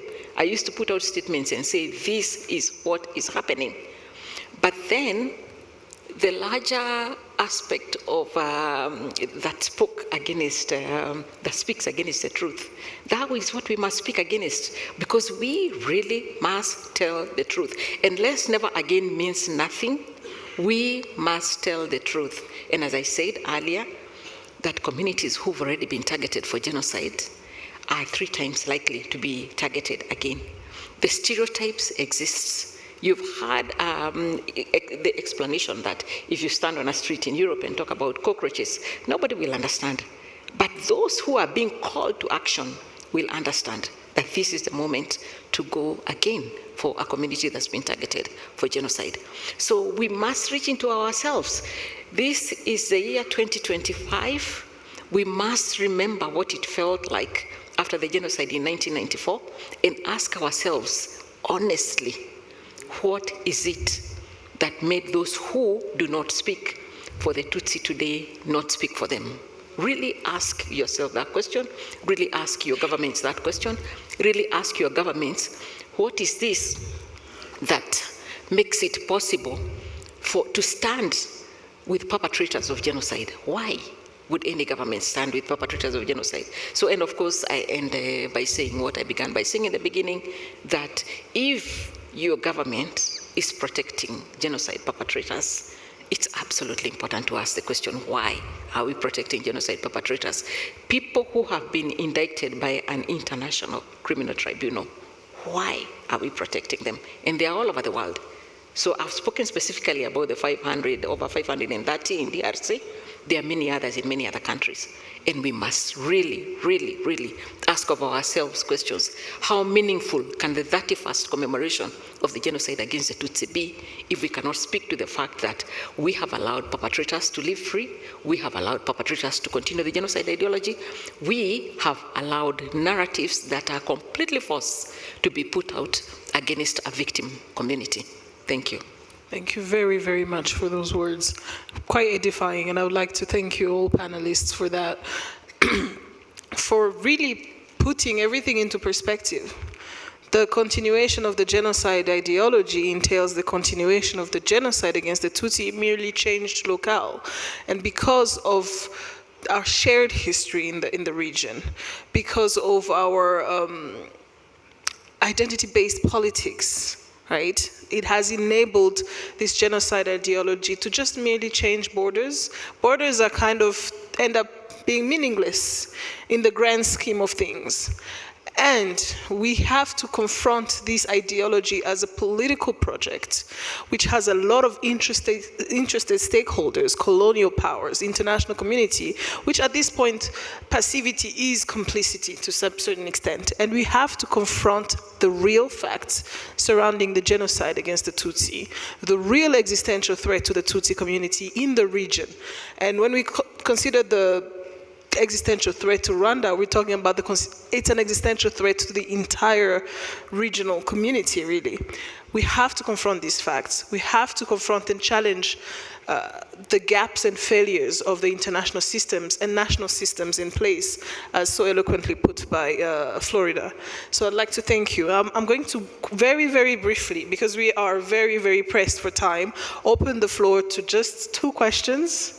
And if you have questions, to just very, very briefly ask your question, and one of our very esteemed panelists will be able to answer the question. So we have one question there, and let me identify another person who would be willing to ask a question. So, sorry. So table 14 and this gentleman there. Yes, let's start with table 14. Thank you. My name is Innocent Nziryayo. I'm a member of collective of lawyer of Banyamulenge, Tutsi, and Hema. I'm glad to be here today. My question is about what His Excellency Minister Bizimana has made it clear that which I quote, in 2003, the UN established the obligation to commemorate the 1994 genocide against Tutsi, and this was reaffirmed by Security Council in 2014. Today, some cities in Belgium has banned public commemoration. To me, this is genocide denial. What is UN response to this? In my opinion, a commission should have been created urgently to gather all the necessary evidence in order to initiate legal action. Thank you so much. Thank you very much, Mr. Nziryayo. And the gentleman over there on table, I can see the table number. 13, table 13, would like to ask his question as well.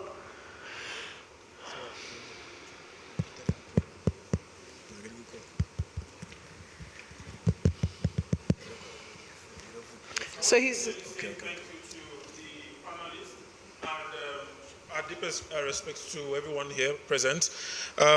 We've had quite a great session of learning, and my name is Paul Uda. I serve as the student representative lead at the African Leadership University. My question here is, what concrete steps, and is directed at Dr. Alice. Yeah, so the question here is, what concrete steps can the UN take to dismantle networks of genocide, denial, and hate speeches across borders? Thank you. Thank you very much for this very pertinent question. And I think, okay, one very last question from the gentleman at the back of the venue here. Thank you. My names are Karangwa Semaga Driss Marie, current group president of University of Kigali. Sorry, can you please repeat your name? Karangwa Semaga Driss Marie. And also the most recent product of Inagamburuzgwa, 5th edition. And first of all, like my previous speaker said, I would like to thank everyone here, especially the guests, for this thought-provoking and awe-inspiring conversation. My question, if the panel may allow, I would like it to direct it to Florida Kabasinga, mainly emphasizing on what gaps do you see in the current legal frameworks when it comes to prosecuting genocide denial and revisionism. Thank you so much. That was it. Sorry, just to clarify your question, you're asking the gaps to prosecuting here in Rwanda, genocide denial?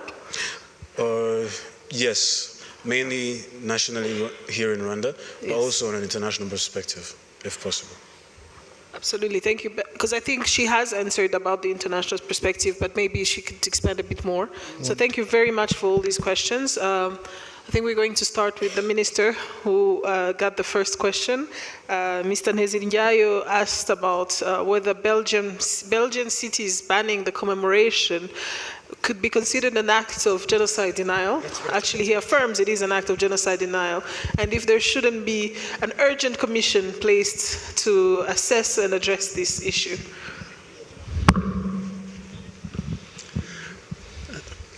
Bon, évidemment, je ne vais pas parler au nom de la Belgique, mais je l'ai bien dit aussi dans ma présentation, c'est une violation du droit international. Parce qu'actuellement, vous entendez souvent, même sur Twitter et autres social media, le ministre Maxime Prévost dire que la Belgique applique le droit international en ce qui concerne la demande de sanctions qu'il fait contre le Rwanda. Mais la décision du Conseil de sécurité est obligatoire pour tous les États membres des Nations Unies. Idem pour la résolution de l'Assemblée générale. Or, la décision de l'Assemblée générale des Nations Unies du 26 janvier 2018 stipule que tous les États sont tenus de respecter une journée, le 7 avril, de réflexion sur le génocide perpétré contre les Tutsis au Rwanda, et donc de laisser se dérouler les commémorations de ce génocide. Si la Belgique les interdit, c'est une violation totale de cette obligation qui s'impose à tous les États membres des Nations Unies. C'est ce que je peux répondre. Sinon, pour les mobiles, ils appartiennent de façon interne à la Belgique. Merci beaucoup, Monsieur le Ministre. On va se tourner vers les panélistes. Madame Alice Nweri Munderitu, they asked on the concrete steps the UN can take to just dismantle these genocide denial and ideologues. So first, I can't speak for the UN because I do not work there anymore. I can only speak to what we were able to do. But also, I think it's extremely important. You know, the president of the International Residual Mechanism, IRMCT, Judge Graciela, she's in the room. If she could get an opportunity to speak, I think that would be great, because they've done so much work in terms of putting together the International Residual Mechanism, speaking to both the International Criminal Tribunal for the former Yugoslavia and the International Criminal Tribunal for Rwanda, like taking the work forward. But I think the minister has partly answered this question, because he's spoken about the UN General Assembly, and the UN Security Council, and the naming, of course, the International Day of Commemoration. As we speak, there are commemorations going on right now in the UN. There are commemorations that are going on at the African Union. And it was actually the UN General Assembly also that gave us the name, the genocide against the Tutsi in Rwanda. It's a UN General Resolution. I must say that when I joined the UN, at that time, genocide denial was not something that was being addressed, you know, like in a big way. And Holocaust denial was being addressed, and especially by UNESCO then. And when I went to Srebrenica, And then an incident there made me understand, including, of course, the Commission of Inquiry that was put together by Republika Srpska to prove that a genocide didn't happen in Srebrenica. It made me understand why we have to walk Holocaust denial alongside genocide denial, that you cannot not talk about genocide denial. And then, you know, Gregory Stanton, Professor Gregory Stanton, who we were actually here with not so long ago, he came up with that list of what happens when a genocide is being planned, and his last, number 10, is a genocide denial. So it is, of course, expected that when you plan something of the magnitude of genocide, that then you will deny. So what we did, we came up with the first paper policy by the UN that linked Holocaust and genocide denial. It's available. If you look for it online, it's there. It speaks very specifically to recommendations of what the UN can do, what member states can do in terms of this whole aspect of denial. But I must say that the other thing that needs to happen is it's really a consistent remembrance by UN officials especially on the reasons why the UN was created in the first place, because it was created after the Second World War on the never again call. The office that I led itself was created because of what happened here, of the genocide against the Tutsi in Rwanda. And actually, in the letter that was written by the Secretary General to the Security Council, then, Kofi Annan, it says, to avoid a repetition of the genocide that happened like against the Tutsi in Rwanda, then we need this kind of office. So the mechanisms are there. The UN has the frameworks, the mechanisms, it has the offices, but of course much more needs to be done. Political will by member states, because as I think you know, Alex mentioned responsibility to protect. Ultimately, for responsibility to protect to happen, the Security Council has to make a decision. And that decision is the veto powers in the Security Council. I can say with certainty, and I'm saying this with certainty, would almost ensure that we are not able to get another responsibility to protect. Something really needs to shift for us to get to that space where a decision can be made by the Security Council that says we recognize that people here are suffering, are being killed, are being targeted because of their identity, and they are not being protected because of our political positions. Because really, the political positions of the members of the Security Council are usually very clear in the decisions that they make. It's usually very clear that they are speaking on behalf of their government. Thank you very much. And there's a question that was asked of you, Florida, but I wouldn't want you to just have to repeat everything that you said on the international front. But I think the question that is really asked, if I'm paraphrasing you correctly, it's about, you know, here in Rwanda, we have all these very far-reaching laws, but are they as far-reaching as they should? And in the implementation of these laws, when you're prosecuting these genocide deniers here in Rwanda, what are these major challenges that we're encountering? If you could discuss that, please. So the laws here are actually extremely clear, and the elements of the different crimes, denial, revisionism, minimization, the elements are very clear in there, and the jurisprudence that has come out of the courts is quite clear.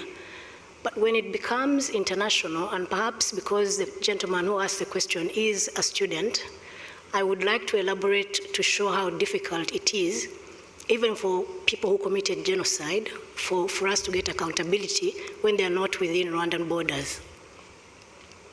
If there's somebody, for example, who committed genocide, who is suspected of committing genocide and is based, for example, in Johannesburg, the prosecutor in this country who is trying to get the suspect to be extradited has to understand the laws in South Africa, has to put an arrest warrant and an indictment in the language that is going to be used in the court of law in South Africa.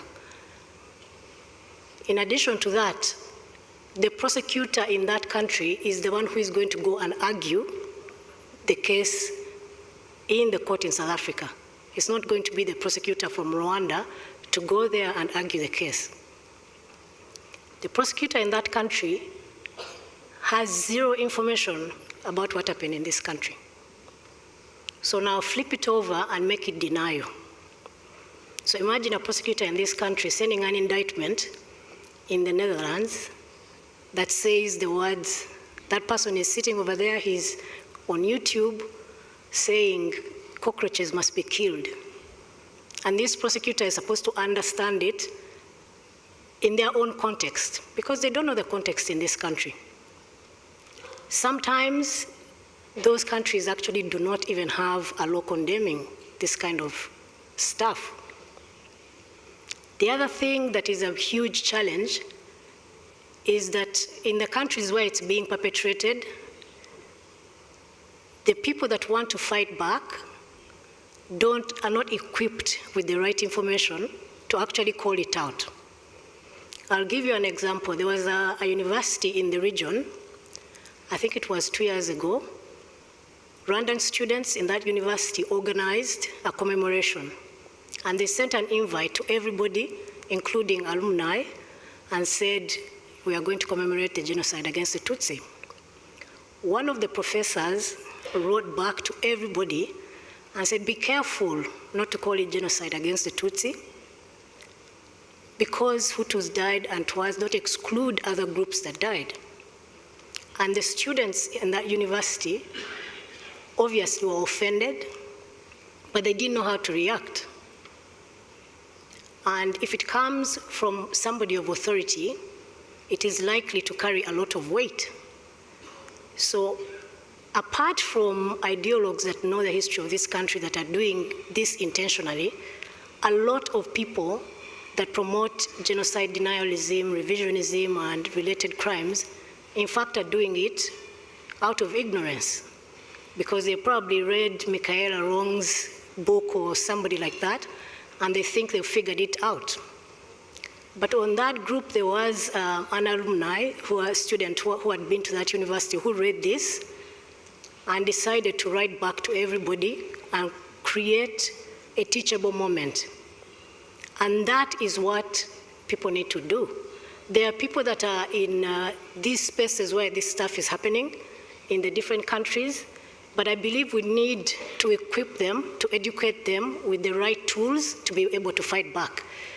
If you're fighting against denialism, against ignorance, but you yourself are not well equipped, you're not going to be successful in what you're doing. So those are the major gaps of what's going on internationally. But on the ground, because we have real life consequences, the investigators and prosecutors in this country take this seriously, and there are statistics which show different categories of these related crimes and how they are being dealt with in courts of law. So our laws are solid, and over time, because sometimes you get criticized using contexts in the Western world, you're using this to do I don't know what. There has to be an understanding that for us in Rwanda, we actually understand the consequences of this. You cannot use the context in Timbuktu to judge a context in Rwanda. Perhaps because of the history of particular countries, there are things that are condemned in those countries which we would not understand in Rwanda, because we don't know. It has not been a historical issue for us. But for us, denial, revisionism, and all of that, we know where it leads. Thank you very much, Florida. And just one very last question, so that we can also have questions for our panelists, Dr. Kimonyo and Dr. Ntung. I understand table 25, there's a question on table 25. If you could very, very briefly just ask. Thank you. Thank you very much. My name is Gatete Nyingabo, and I'm a researcher. I have a question addressed to Dr. Kimonyo.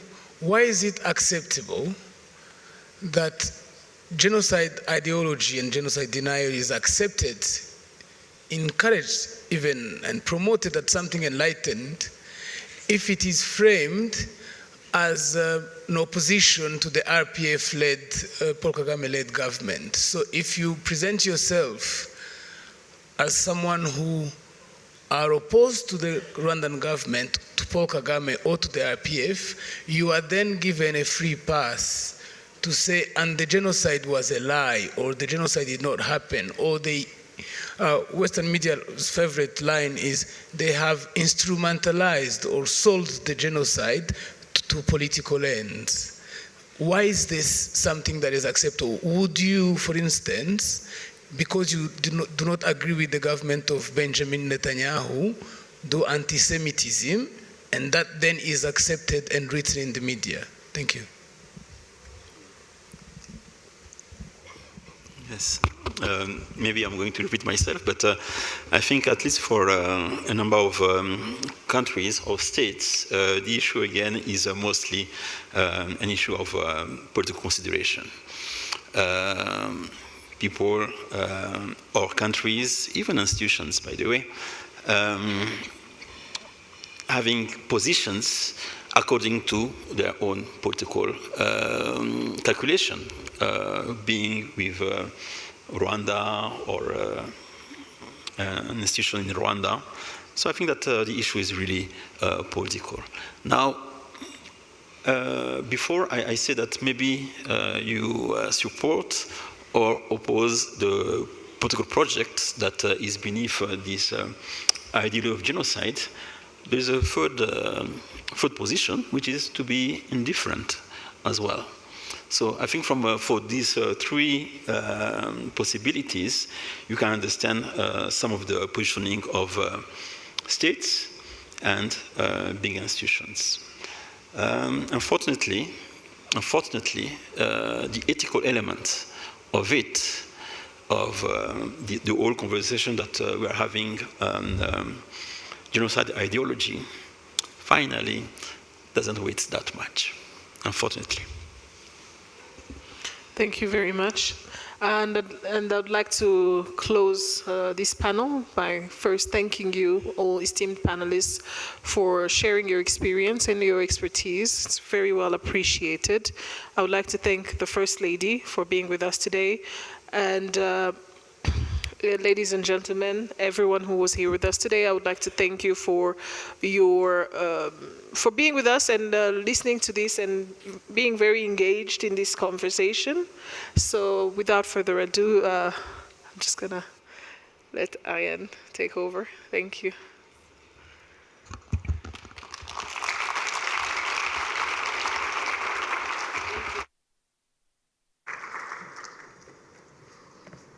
Thank you to all our panelists for this great conversation. We are now going to stretch our legs and take a breather and go to lunch. It will take place at the Fellini and Auditorium Club. Some ushers will be guiding you. And please, let's try to be back in this room at 1:30 p.m. sharp. Thank you and bon appétit.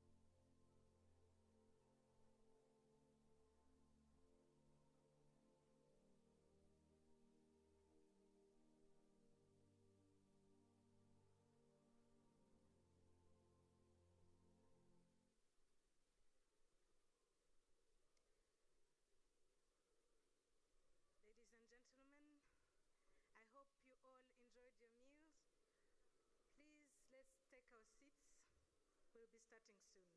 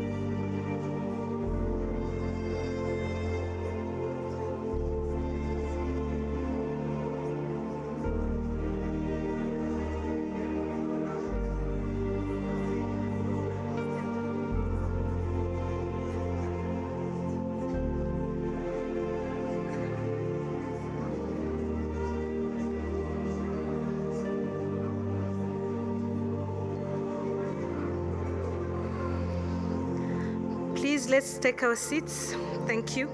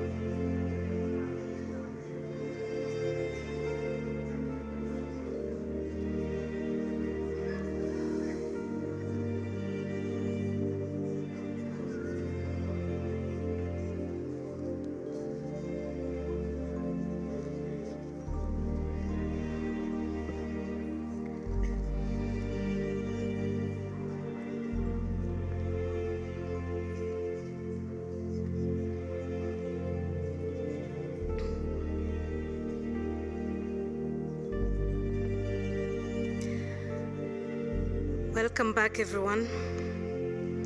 I hope you enjoyed your short break.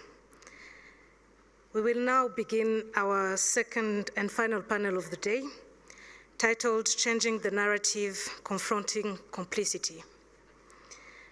Preventing genocide ideology requires more than condemnation, as we just heard. It requires dismantling the systems, the narratives, and silence that allow it to fester. This panel will explore the role of media, youth, global institutions, and African leadership in refusing to normalize hate, and instead building a future rooted in justice and dignity. Our moderator for this session is Eugene Anangwe. Please come forward. He's a media personality that you all know and a great host. He will be joined by Dr. Donald Kaberuka, former president of the African Development Bank, among others. Professor Kingsley Mugalu, president of the African School of Governance. Madam Eba Kalondo, former spokesperson of the African Union Commission. And Ambassador Peter Farenholtz, former German ambassador to Rwanda from 2012 to 2016. Welcome. Over to you, Eugene.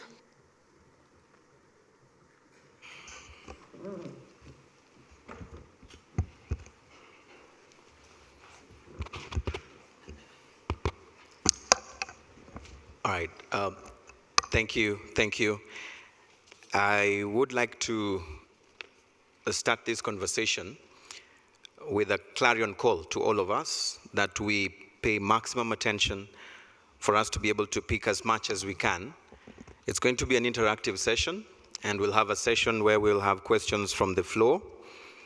And I believe that it's a discussion that is long overdue, and it's good that we're having it now. Now, I'd like to start off by looking, first of all, at the aspect of international complicity and silence, because this is one of the enablers of the wrong narrative that we continue to see, and also the aspect of complicity. And maybe I'll be able to start, first of all, with Professor Kingsley.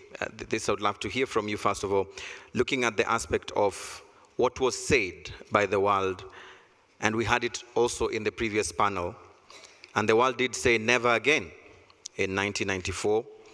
31 years later, the genocide ideology is continuing to spread, and also most of the times with silence or sometimes indifference from global powers. What does this enduring inaction reveal about the sincerity of the international commitment to human rights, and how do we dismantle this global complicity that is somehow intentional on this issue? Thank you very much, Anangwe. Let me begin with a personal story, if you don't mind. When the genocide happened, the genocide against the Tutsi in Rwanda occurred in 1994. I was a young political affairs officer on the Rwanda desk of the UN headquarters, the UN Secretariat headquarters, the Department of Peacekeeping Operations in New York. I was desk officer for Angola, for Somalia, and Rwanda. And we were so frustrated at the resistance, even to calling what was going on genocide. Why did this happen? And, you know, many people blame the Secretariat of the UN, but the Secretariat is a servant of the member states. And at that time, the most powerful member state, which was the United States, did not want to intervene. They did not want the UN to intervene, and they stopped the UN from intervening in a muscular way. We had UNAMER, but, you know, there were a few countries that had the courage, of which my country, Nigeria, was one of them, in the Security Council to call, a spade and say what was going on was genocide. Nigeria stood up to do so. Karel Kovanda of Czech Republic, I believe, and Keaton of Australia. It's a long time ago, but I remember these three. So the first thing we have to understand is that the interests of powerful states are primary in their calculations. Despite genuflections to human rights and certain principles in international affairs, but national self-interest. And at that time, after what happened in Somalia, where the Americans, were killed, and America just didn't want to intervene again, in Africa. So the first thing is that national interest is what drives the international response. And we see it even now. Now, after that happened, of course, everybody rallied around for the creation of the International Tribunal, which was a secondary response. Having failed to stop or intervene in the genocide, nobody had any objection to those who were the masterminds being called to account. And so later on, I moved to Arusha, to the International Tribunal. I was a legal advisor and the spokesperson for the International Tribunal. And we received a lot of support, including from the United States, to bring to account the high-ranking architects of the genocide. I remember the trial of Bagosora Theonest, who was, by all accounts, the leading conspirator of the genocide. I remember the trial of Jean Kambanda. We remember the trial of Akayesu, the mayor, and so on and so forth. And now we see the same thing playing out in the conflict in the neighboring state. What is happening is that, again, interests, this time I would say commercial interests, are driving the response or the non-response. And so everybody's looking at, what profits they can make, and for that purpose, they create a very convenient narrative that is one-sided and fails to address the real underlying causes of what is going on. And by so doing, this attitude is complicity in genocide, in effect, because you have the same spirit, the same ideology operating against certain minorities, but there is no real strong action to make that the centerpiece of the whole discussion. Instead, some secondary narrative is created, and but in a silent conspiracy, the global media runs with that narrative. So what this tells me to conclude is this, that African countries owe a responsibility to themselves first and foremost. Govern your countries inclusively. Don't wait for disaster to strike in the hope that some international community, quote unquote, is coming to save you, because their conscience is very selective. Thank you. Thank you. Thank you for raising that. And I know we will have some time to speak about the power of media and, of course, governance as a tool of prevention. Allow me to cross over to Ambassador Peter, because I know for a fact you've been in the diplomatic scene for quite some time. And just take us through those diplomatic boardroom sessions that probably could be playing out in the sense of what we just talked about earlier on. What guides the decision to actually be either sincere or insincere on the aspect of the commitment to human rights? Because we still continue to see international complicity and silence, like we heard from Prof. Kingsley here. He took us through the history, but now I'm talking about today, because we continue to see this happening today. What usually happens? Most of the time, diplomats will say, our hands were tied. What is usually the situation? The button I have to press now. No, thank you. Yes, I just want to start off. I'm very happy to be back in Rwanda after some years, and I'm retired now, so I only speak for myself. I remember April 94, I was a very young diplomat in Japan, and we had almost no news about this genocide against the Tutsi. There was there was no internet then, obviously. We just had some news on the television, some troubles in Africa.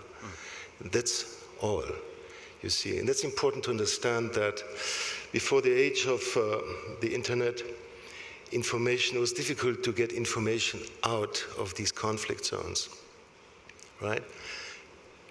At the present, we can follow exactly what's happening in Sudan because internet seems to be working there, or satellite internet, and so much news is getting out of Sudan, so you can build it. But then, of course, there was only television and newspapers, right? So in that, we did not know what was happening. So in Europe, maybe Europe was so much closer to Africa. So I don't know what happened then, but you see, there was not much knowledge about things in Africa. There was not much understanding, and also there was not so much commitment. We just came out of the Cold War. In the Cold War period, it was very one-dimensional. You were either for us or you were against us. If you were for us, then we would be more willing to help you. And then 94, we had, if I remember correctly, other crises of global impact. I think there was South Africa was moving away from apartheid, the Balkans and so on.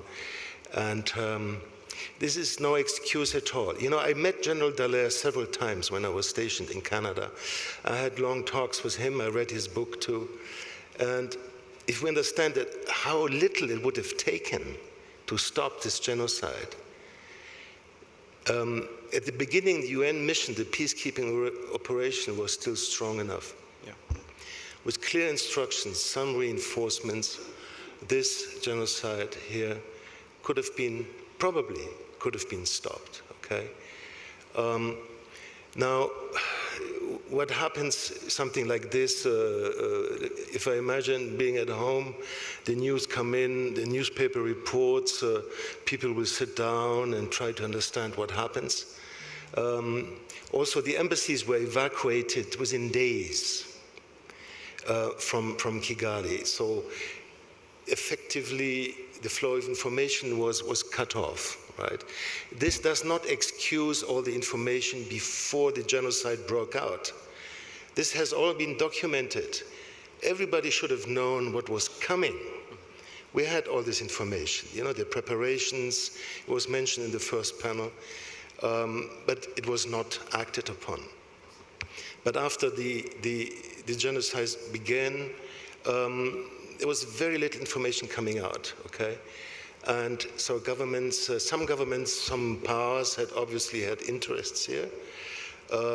Many others did not. It was a lack of interest. It's a lack of humanity, if you like, right? It's a failure. So that's all I can say at the moment. Yeah. I'm keen to hear what is stopping the world and all of us from stopping a similar genocide in just neighboring DRC, yet all the signs are ripe, and we're talking about never again. And this is where I bring you, Eba, from your thoughts in terms of international silence in that particular sense. We are hearing from the previous speakers that the signs were seen. We could have stopped the 1994 genocide against the Tutsis in Rwanda.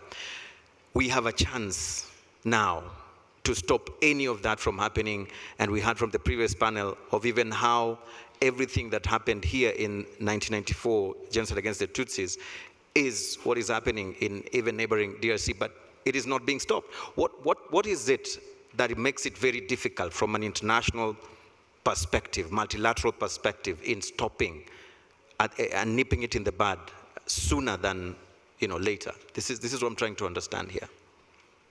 I think we all, sorry. Hello? Yeah. Sorry. I think we're all trying to understand that, but I think what we must accept is that and I'm going to introduce something else, that we are currently sitting or living a global geopolitical era that,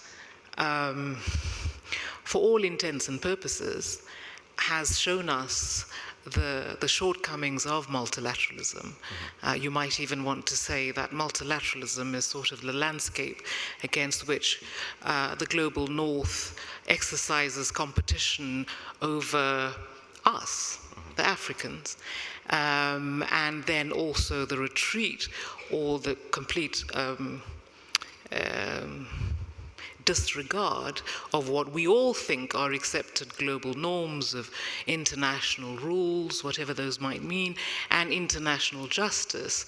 When you see, and as we speak today, and I think if we place ourselves in a global context today as to why there is so much silence, then we should probably ask ourselves, how is it possible that a multilateral international system of international order has been completely incapable of stopping the destruction of a people in Palestine for the past 18 months? You can draw the parallels as you will with 1994 and what is happening now. But I think we are living in a world today, 31 years after the genocide against the Tutsi here in Rwanda, where the circle, terrifyingly, is coming full circle. So I think we're asking the wrong questions. I think we should not be asking the why the silence. It's so deafening that the silence in itself is a vocabulary that is extremely eloquent. I think we know the language of silence. We understand it. We should be able to answer it as it is talking to us. I don't think that hearkening to rules or an accepted understanding of who we are as humans is the answer. And I was speaking to Dr. Alex just now that I think that we underestimate the power of shame. And I'm not talking about the shame of victims. It's the shame of those who knowingly compromise on their humanity or their sense of fairness. And when confronted with that absence or that lapse in their sense of fairness or their sense of humanity, rather than want to redeem themselves, shame makes people double down. Not only just double down, shame makes you angry when you are constantly confronted with that lapse of humanity. And I think this is what we are seeing today, partly. Thank you. But while you still have the mic, I think for institutions like the African Union, for instance, which I know you played a role as the spokesperson of the former African Union Commission chair, these institutions are often seen as too cautious, even when clear signs of danger are actually all out there for all of us to see. How can such institutions, transform themselves into more courageous? We're looking about proactive forces that can be able to defend truths, regardless of how bad it pinches or which side it pinches. And of course, move with urgency as opposed to just sovereignty, which I always see when you talk about such multilateral institutions like AU. You're absolutely right. And I think Professor Kingsley said it quite succinctly. He said, intergovernmental organizations, of which the African Union is one, are a microcosm of their national governments. And they are not run by their secretariats or the commission per se. The African Union highest decision-making body is its assembly, which are the heads of states. Yeah. And then you've got the commission, which is supposed to be its executive body. And you're absolutely right. I think the African Union is a very unique intergovernmental organization. And I think it was at the time, in 1994, tried. But again, it's also, an intergovernmental organization with an ambition so vast and so bold that, however it structures, I think the African Union has ambitions of a supranational nature, but we are an intergovernmental organization. I know it sounds, I could explain that, but I think this is not the forum for it. But however, it is an extremely important qualification to make. I'm not making excuses for it at all. But the African Union is also a conglomeration of regional bodies, whether it be the Southern African Development Community, which is SADC, the East African Community, ECOWAS in the West, and UMA, which not many people know of, in the North. And, you know, when you want to go through, and I don't want to take up too much of your time, is that SADC was already, the Southern African Development Community was already in existence by then, but you know, I think in 1994, it was also the year of independence, of freedom for South Africa. You had so many overlapping issues. And again, it's very difficult to understand how to give power to organizations which are led by men, for the most part, and who lead governments. The African Union is many, many countries. Why did the many, many countries not come out to come and, you know, sort of lead the charge for and with Rwanda at the time? So the African Union is sort of a homogeneous sort of blob, but there are countries with names and neighborhoods which are close to this area which is called Rwanda. Yeah. So I'd put it that way. I know both of you want to come in, but allow me to bring in Dr. Kaberuka, because I'm sure he's been listening through when we started. And Dr. Kaberuka, for you, it's very crucial for us to also touch on the nerve of one of the other things that promotes this driving of the wrong narrative and also pushing complicity, and it's what we call economic dependence and the politics of aid. It comes out so strongly because we've seen how aid has been used to maintain influence, silence difficult truths, and avoid justice. My question would be, how can African nations move from this level of dependency and be able to push for self-reliance? Like we've seen Rwanda say, look, we don't care. We'd rather not have your aid, but we'll stand on our feet and not on our knees. I mean, just talk to me a bit about that aspect. Thank you. Thank you. Good morning. First of all, it's a pleasure to be here with these colleagues, friends of Rwanda who have joined us. I agree with everything they've said. How Africa becomes less dependent is a big subject. I'm going to come to it another time. But what I want to limit myself today are three things, especially because I can see many young people in the room. There is a saying that history shapes choices. And the history of Rwanda has shaped the choices. And the problem I think Rwanda has had with the international community, not simply in 1994, even thereafter, is that sometimes the international community, or what you call the international community, has no humility not to accept those choices, but to live with them. And so it causes permanent conflict. And I'll give you two examples, just for the benefit of the young people in this room. In 1994, the new government of Rwanda inherited a debt of $1 billion, just under $1 billion. This fact is not well known. And that money had been borrowed by the previous administration in the last 4 years of its life. It has doubled the debt for the country. And so there are many people in the world who said to the government, please don't pay that debt, because that debt was used for prosecuting war and genocide. There are many voices, many NGOs said, don't pay. Now, the government of Rwanda, looking at the global realities and the realpolitik, said, look, that would have been the ideal position in an ideal world, but we will pay. And if I recall, it means that the government of Rwanda, without much means at the time, was paying, budgeting about $3.3 million per year to pay both foreign debt and domestic debt. And it is true, some of those money had been used to buy weapons. That is a fact. At least I was in government at the time, I have some knowledge of it. And eventually, about 10 years later, a lot of that debt was cancelled as part of a general global effort. But until the debt cancellation, Rwanda government was paying the debt. What some people in the NGO community called the debt of genocide.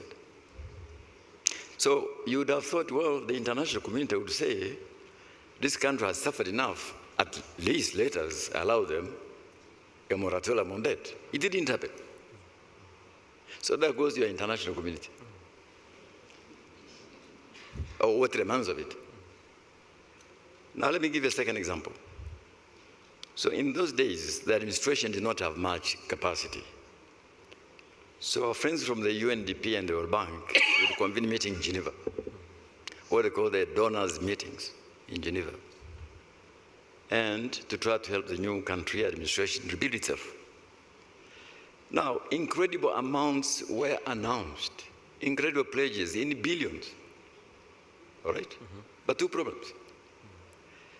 To go from those billions of pledges to commitments to actual disbursement, there was a factor of 1 to 10.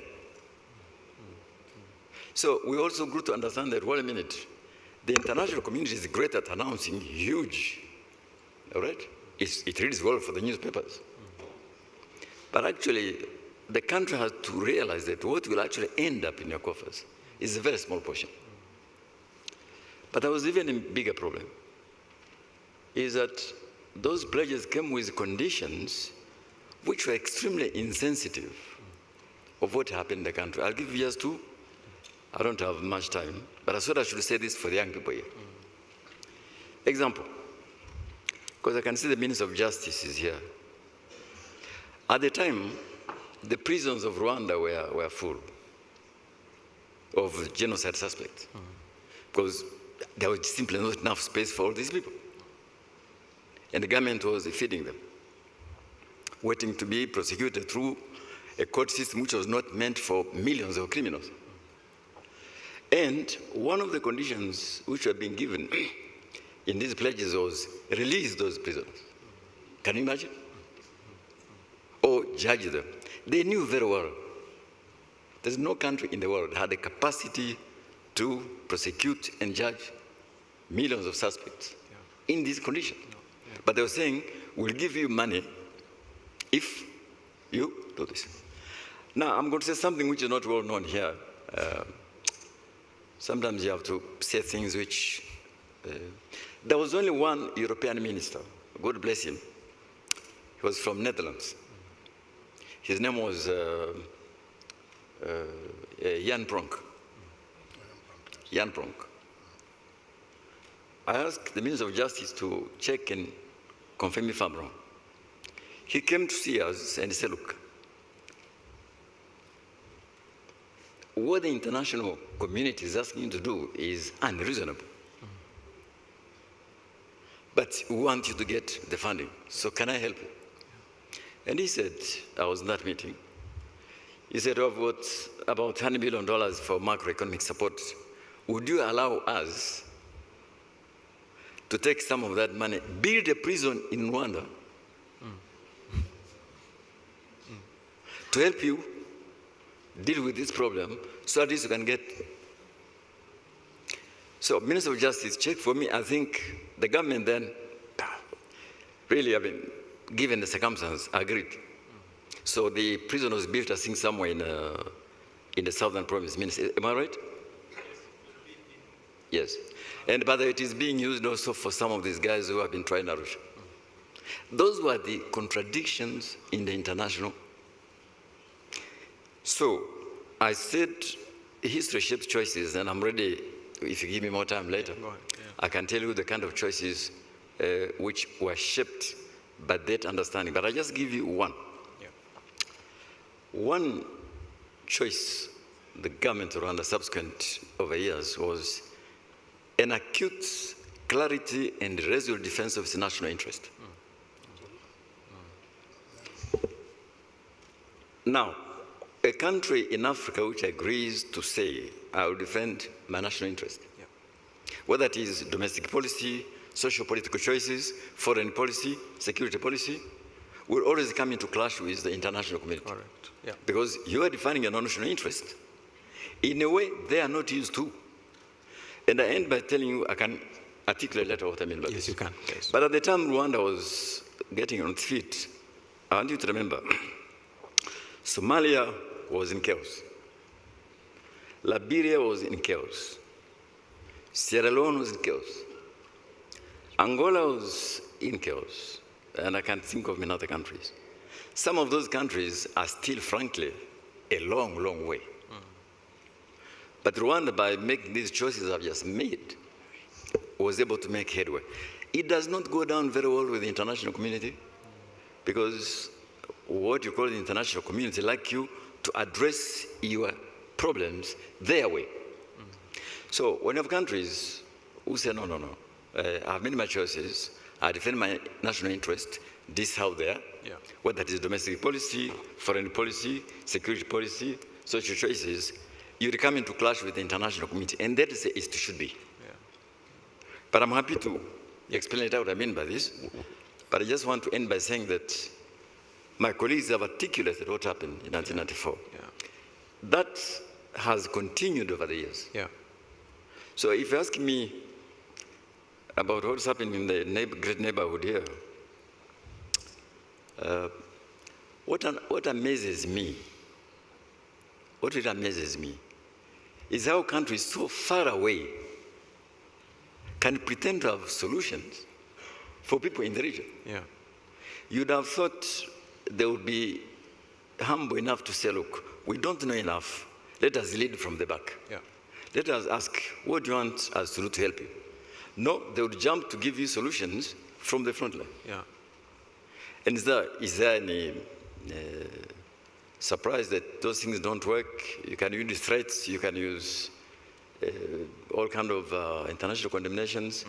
But when you do that, two things happen. You become irrelevant to the solution, and you become a complication to the problem. This all happens. Thank you. We'll come back to hear more on that. I saw, Prof. Kingsley, you were raising your hand. You wanted to step in on this. I'll back up what Donald is saying, but I wanted to go back to history a little bit, again, to refresh because of the young people here.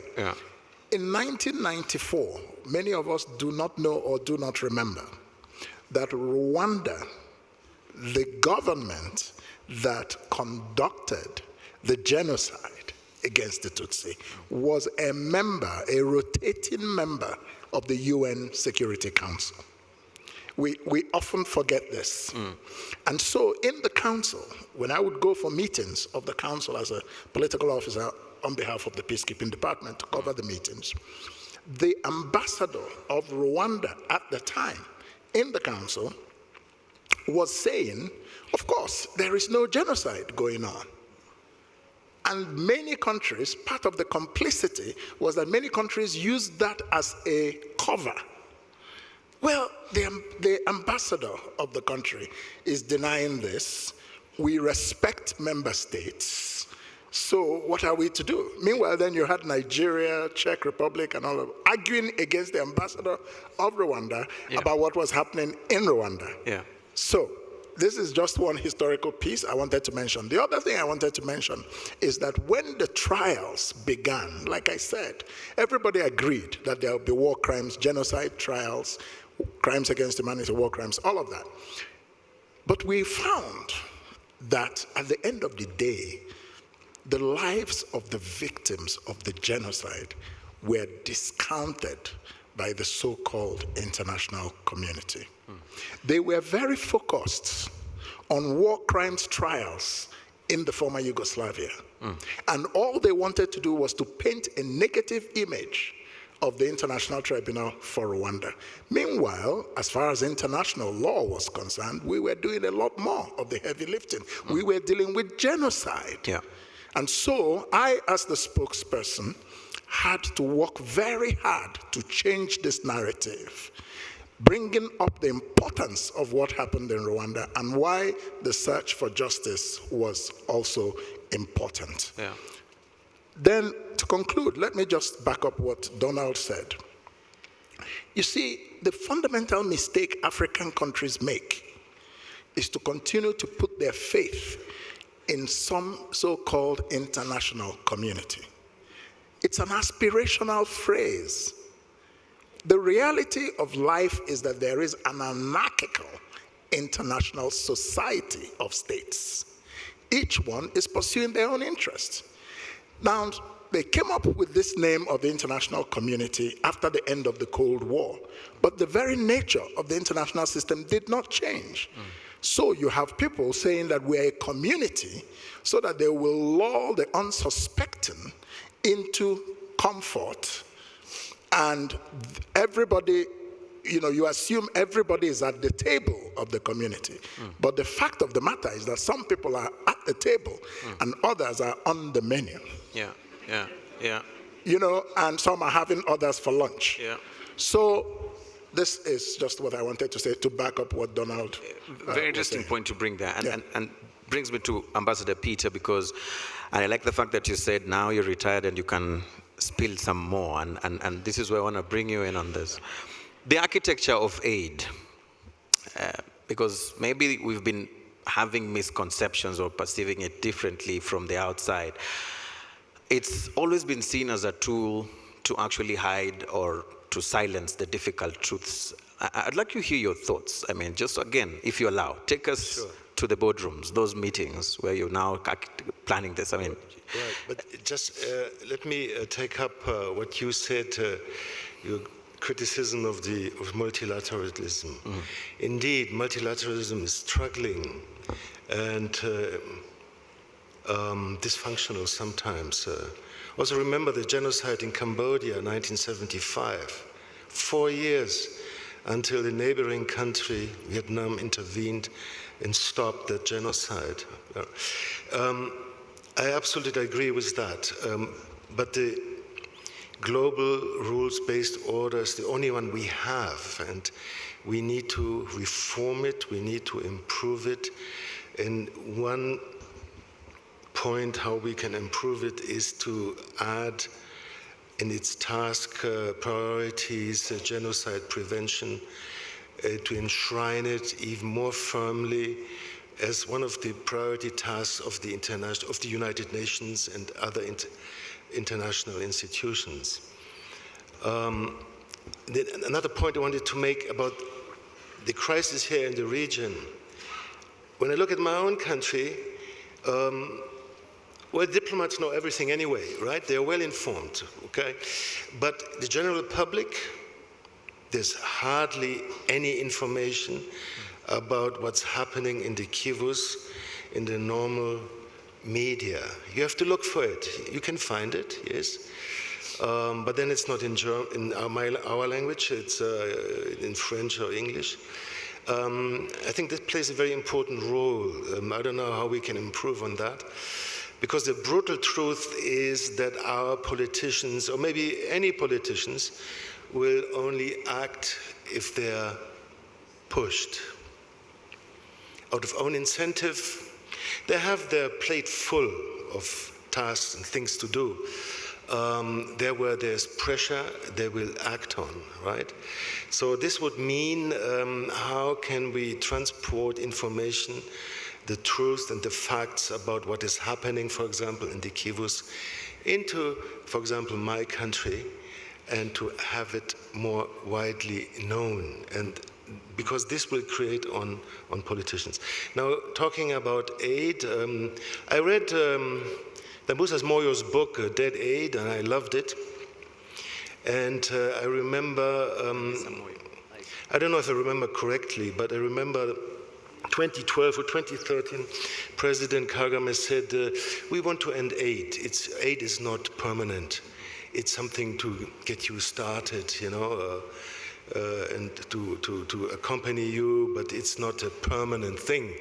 And I always remember that, how he said that, and that's absolutely true. And what you said is right.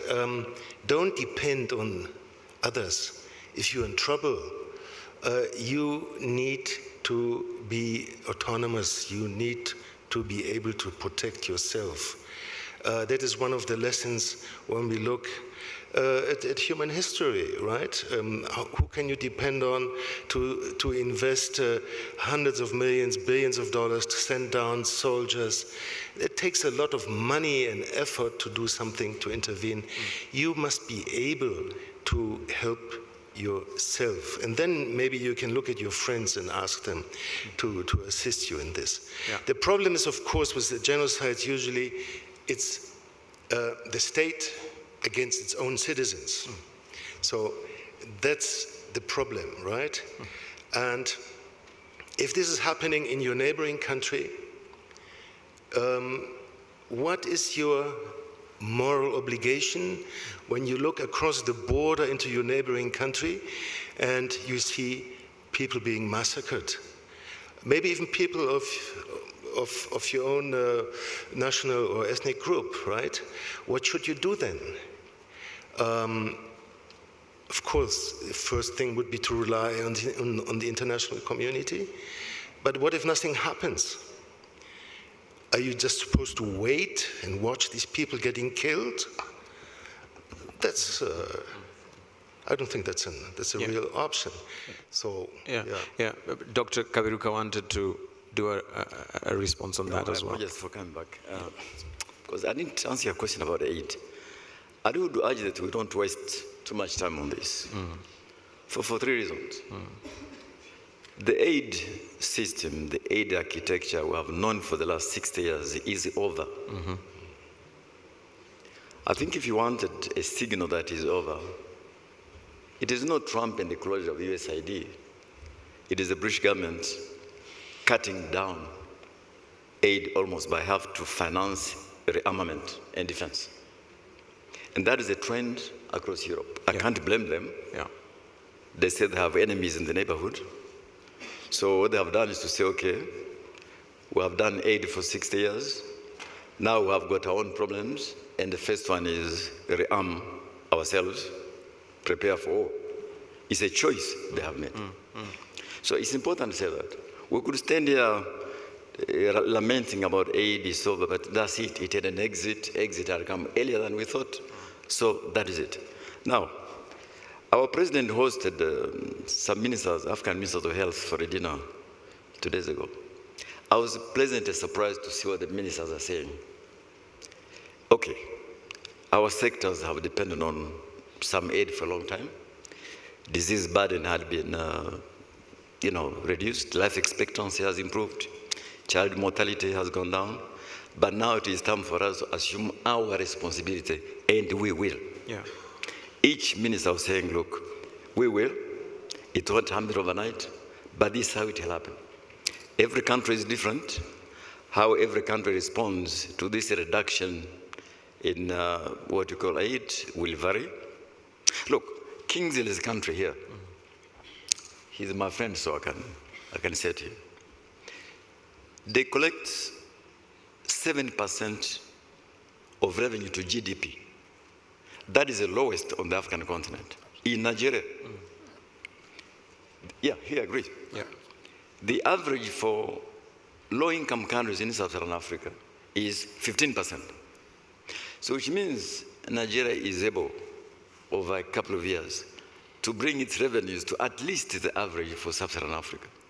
Now, I'm not competent to say why, but I believe every African country will respond in its own ways. So let's not waste too much time on aid. I think it's a relevant subject. I think what you want to ask us is what is the impact of weaponization of aid? Yes, as a tool. When aid moves from being an act of solidarity to achieve particular social development outcome to become a weapon of influence. Yes. Is that what we're asking? Yes, that's the question. If that's the question, I'll be happy to answer that later. Awesome. But I want us to separate the two. I think aid, where it has been effectively delivered, has achieved some results. And I think we are to thank partners. In areas where it has not been effectively deployed, it has led to a number of deleterious consequences, even unintended consequences. But I think one of them, I think what the German ambassador is saying is that the spirit of dependency without an exit point had created undermined capacity of our countries to do long-term planning for the exit. And so this wake-up call is important because now it opens the door for us to plan long-term in terms of how we depend on trade and investment like all countries have done. But this is a big subject. It is. But I want you to separate this issue of aid and what has done or not done, and aid weaponization, which is aid being used as a diplomatic tool or even a military tool to achieve particular political or diplomatic outcomes. Yeah. The two are different. Yeah. Okay. Yeah, very different. And I want us now to open the floor, and then I'll come back to the panel just to be able to pick your questions. If you do have a question, I see table 18. There's someone who wants to ask a question. Please pass the mic. Please keep it short. You can introduce yourself and go ahead. Thank you very much. I'm Ladislas Ngendahimana, and I'm a political analyst. My question goes to Ambassador Peter Fannerholt. From the discussions of the previous panel and this one, we can link genocide ideology and the aid dependence. These two might be linked in a way or another. And particularly in the Great Lakes region of Africa, these two are associated or linked to the colonization of which Europe or European countries have a role or are responsible for. And today we see that these countries are using sanctions again against the same countries or strengthening some of these peoples who have been victims of this. What could be your message to those countries? Thank you. Yes. Colonialism? Yeah, just again, aid being used as a weapon, as a tool, the dependency on it. What sort of feedback, comment, message do you have on this? Well, on aid, I share Donald's view. I mean, it's a tool which you can use like a jack to change your tire or to fix your car, right?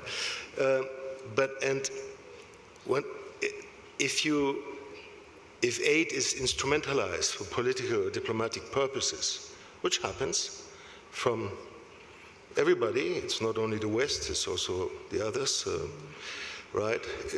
There is the other side who lets itself being instrumentalized.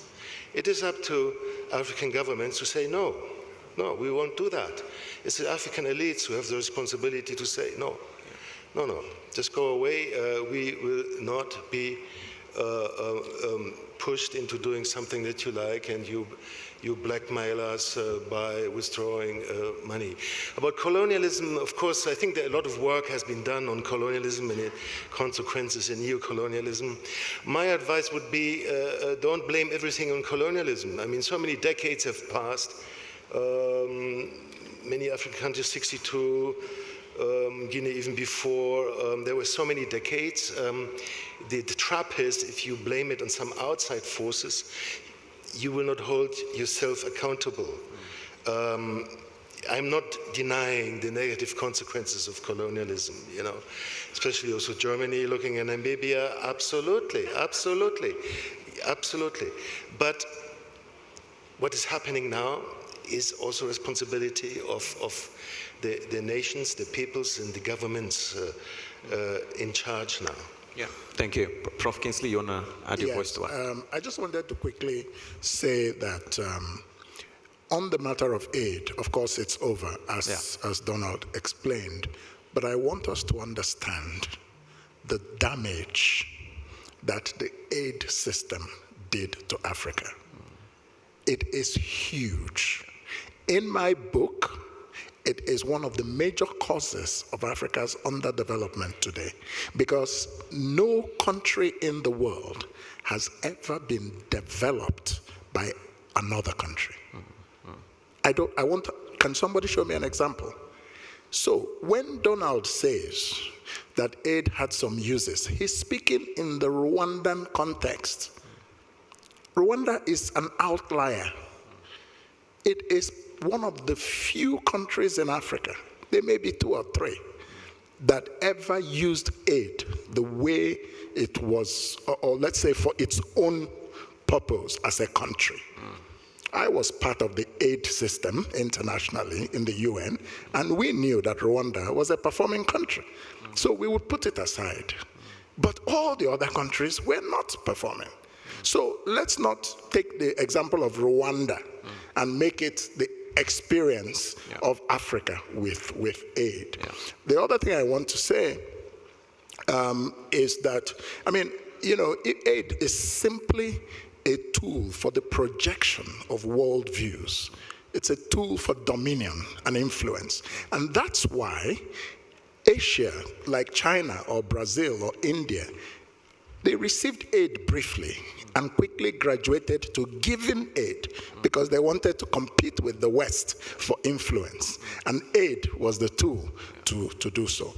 But I also want to say that Africans should look at Asia when we talk about colonialism. Colonialism is a fact of history. And we know that it played a very important role in genocide ideology, especially in this country. Even in my own country, colonialism also played a major role in some of the ethnic conflicts and wars. The Civil War of 1967 to 1970, 3 million people dead. Unlike Rwanda, you know, all the people, leaders so-called, want to brush it under the carpet. Nobody wants to confront it, and so there's no healing, you know.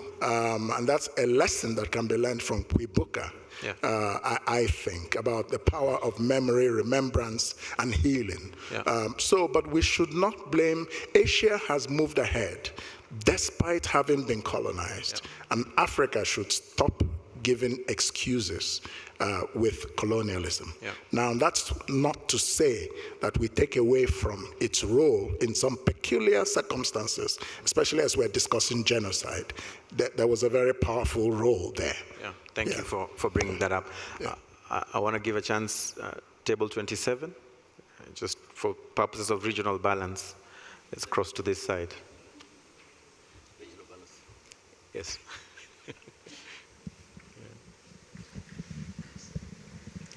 Good morning. My name is Michael Butera. I'm Chief Technical Advisor, Minister of Justice, and thank you for the great insights from the panel. My question is slightly different, and as a young person born after the genocide, the legacy of the international community that we have is one of very much selective silence and intentional complicity. And it gets confirmed every time. You know, I'm very young and I get cited on social media. So when I'm trying to scroll what's happening, most of the time you end up on X, and what you see is overwhelming evidence of what's happening in the DRC. You know, very barbaric actions, people being burnt alive and all that. It seems to me that there hasn't been lack of information, and both to international community, but Africa. So my question is, what do we do with this information? We seem to wait to the international community for it to see. It seems that specific reports from specific regions have to carry some specific credibility than that raw footage coming from Goma. The reports from the group of experts have to go, you know, through New York to carry some weight so that we can react. And then we still sit and really call out international community. Now for African leaders, for individual countries, why can't we call this out? And what does it take to have this narrative sovereignty, information sovereignty, that information from Africa can call for action? But it just seems that, you know, when we try to rope in international community, we're trying to say, look, we don't have that credibility as African leaders, African countries, to move forward until we move as a collective. Trying to understand, I mean, I might sound very naive, but if I was the chairperson of the African Union, I would have moved, but stopped all this. But I want to hear from you. Where's the catch? Why does it have to take so long? You know, very passive communications, self-conscious, very self-censored. So I would want to hear more from the panel, the perspective that you have on this. Thank you. Maybe you can, while you still have the mic, I want to pass this over to you as a young person. Yes. What do you think is your role, first of all? Because you spoke about the digital space where all the propaganda is actually happening, the misinformation, disinformation. How can your voice actually, not just you alone, but young people your age, be able to be utilized in a way to actually, deal with this disinformation that we're seeing? What role do you think you can play as a young person, even before we talk about the leaders, even before we talk about the African Union? Thank you so much. So I think that young people have become critical digital narrators. We narrate about what's happening, and most of them are getting informed. So they read a lot of reports, get to hear from the people who live these experiences. And I think one of the front lines of the young people been trying to do is, pushing back on these narratives, genocide denial, clarifying what it is. So I think one of the contributions from young people, and we've seen this from young people from Rwanda and the East African region, they've been formed a very, concrete reaction points where they have this specific understanding of what happened in this country, but also what's happening in the rest of the world. To just come out with these campaigns where people push back on these, falsifications, clarify them. But again, they just seem to be limited to social medias. And action points now have to be taken by, I think, the leaders who are in these positions to act. Yeah. Fair enough. Well, it's very good. Thank you.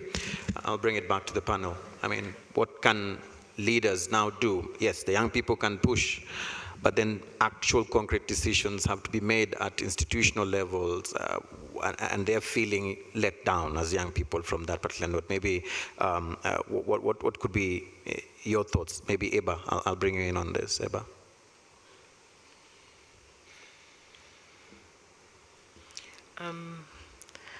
I imagine this is working.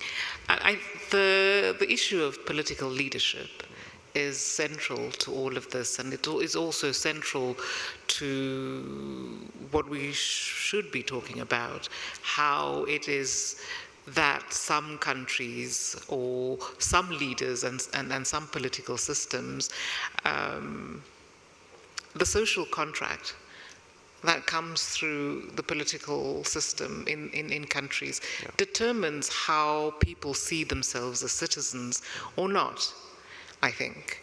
And when you have political systems where there is a concerted effort to exclude some citizens through the differentiation or the hierarchy, or making a hierarchy around who is a citizen, or who is a better citizen, I don't think, I think that informs how people think of what the state and that type of leadership should do to be able to deploy power, state violence, to bring together that notion of citizenship. What we saw in Rwanda 31 years ago is exactly that, the lack of political leadership that brought about a social contract that actively legitimized the exclusion of citizens purely on the basis of what they look like or how they are perceived by part of that citizenry. So when you talk about political power and political leadership and what we should expect from it, especially in Africa, is that, Rwanda is a political system born of a social contract that came about through this terrible legacy that happened 31 years ago and from beyond. And I think that we should probably think about it as to why it is that that seems to be a threat for others.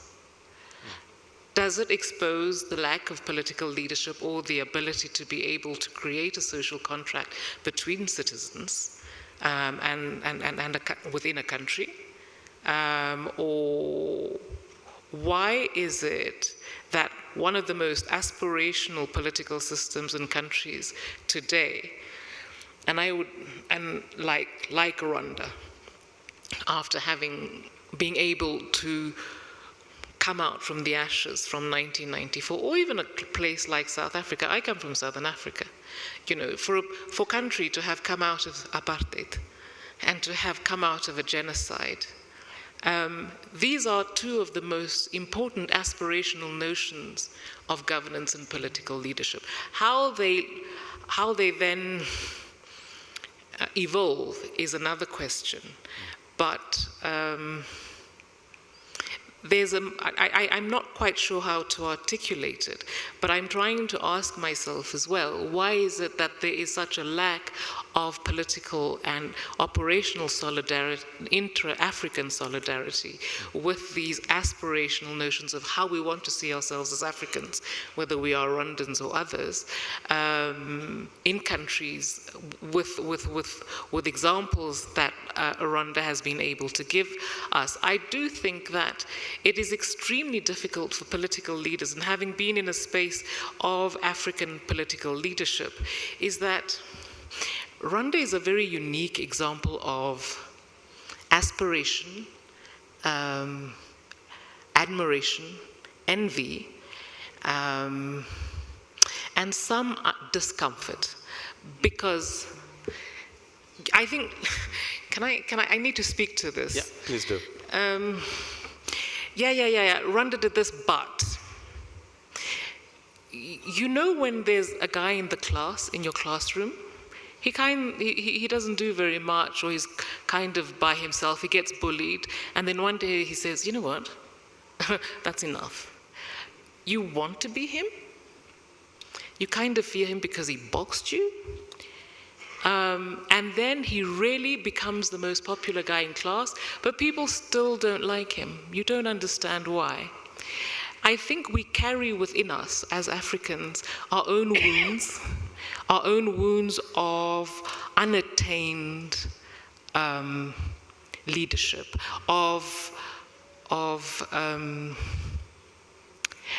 it's very difficult for leaders to come together and say, so what did you do to get where you are? And because, again, and I'm going to go left ways, power on our continent is very male. And male power seems to depend a lot on what it considers virile, and it doesn't ask for help. I think we need to ask each other for help. And Rwanda has done so much.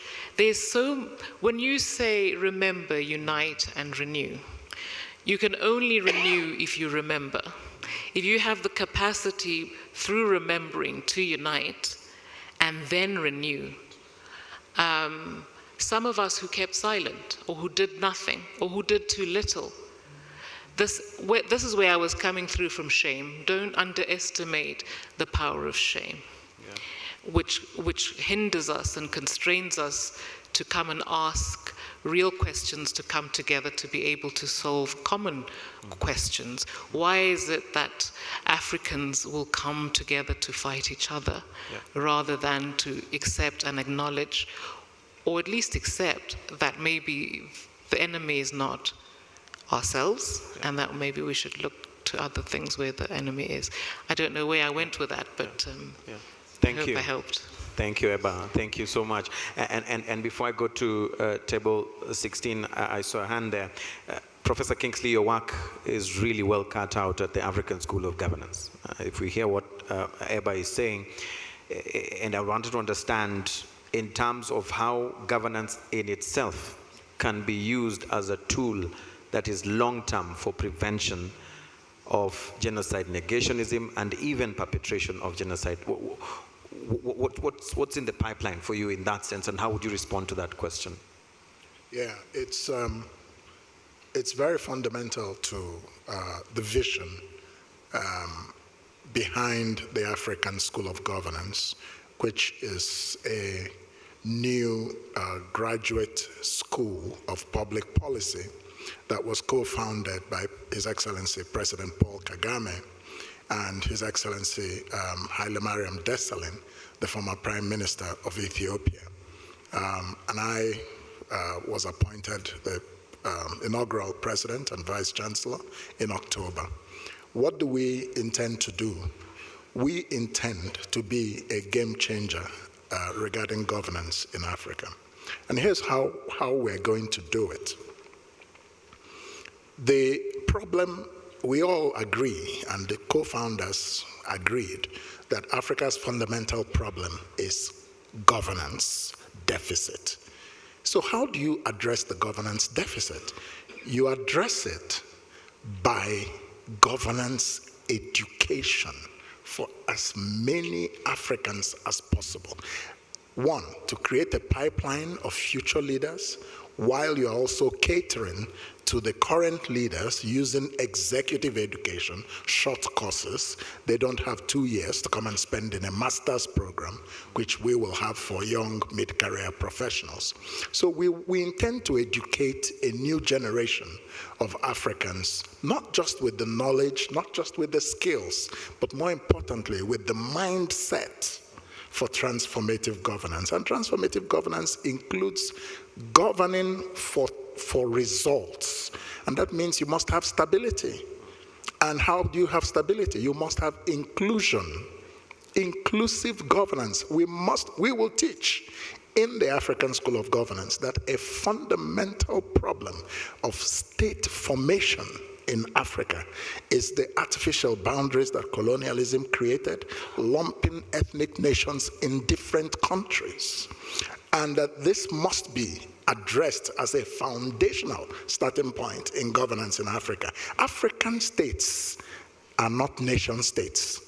They're countries, but they're not nations. So you can't make progress if you don't build a nation, such as Rwanda is trying to do after the genocide. But I want to say something that is also very practical. We will also teach that it is important to avoid exchanging one hegemony for another. In many countries, we have this. In my country, for example, you have, let me go back to Switzerland, for example. Switzerland is a multi-ethnic nation. And they have recognized this by creating a rotational presidency among all the 26 cantons. In Nigeria, for example, this debate has raged for years. Should we have a rotational presidency? And so what we have had is that one representative of an ethnic group comes to power and sees it as their turn for their own hegemony. And they will do it for 8 years, and another group will come. Instead of actually beginning the healing process, the nation building process, they just go to the lowest common denominator. It's our turn. So we will teach in the African School of Governance that we must go beyond this and actually begin to build nations with effective governance, efficient governance, with a social contract that caters to all citizens, with leadership example. The inspiration of a leader who governs in a certain way is very strong. And I think Rwanda does provide a good example of that.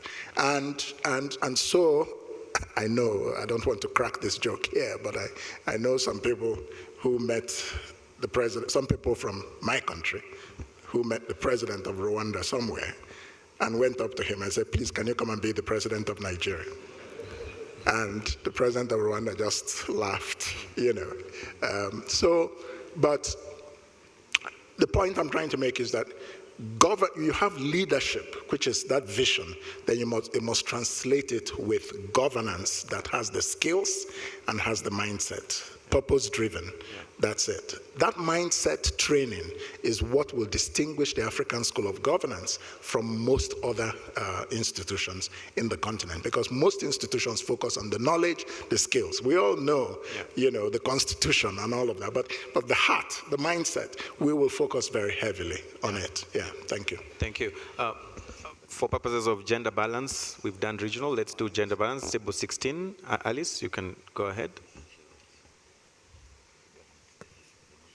Thank you very much, Mr. Moderator. I'm Alice Karekezi from the University of Rwanda. And I want to say that I'm very grateful for the political economy lenses that have been brought into the conversation. And I find it a very important compliment compared to the previous panel. If anything, the current situation in Eastern DRC has done one thing, to force us to confront at least two things: the naturalization of hate speech and the genocide denial, and the naturalization of a narrative that designates who must die and who is licensed to kill. Unfortunately, the exploitation of the genocide ideology has been there, and today we cannot shy away with that, in spite of the global narrative. But Mr. Ambassador, while I totally agree with you as former colonized that we need to bear responsibilities for our present and our future, don't you have the impression when you look at Congo today that we are in the beginning of what was the Berlin Conference? Because we cannot shy away from the responsibility of the state of Congo, whatever it is, and I say that with a lot of pain. I was born and grew up there, so it is not something that I say easily. But when I look at the positions of great powers, it seems as we have a different Leopold II, and now for each power to have a bit of piece of Congo, the position is there. Why is it we have amnesia here?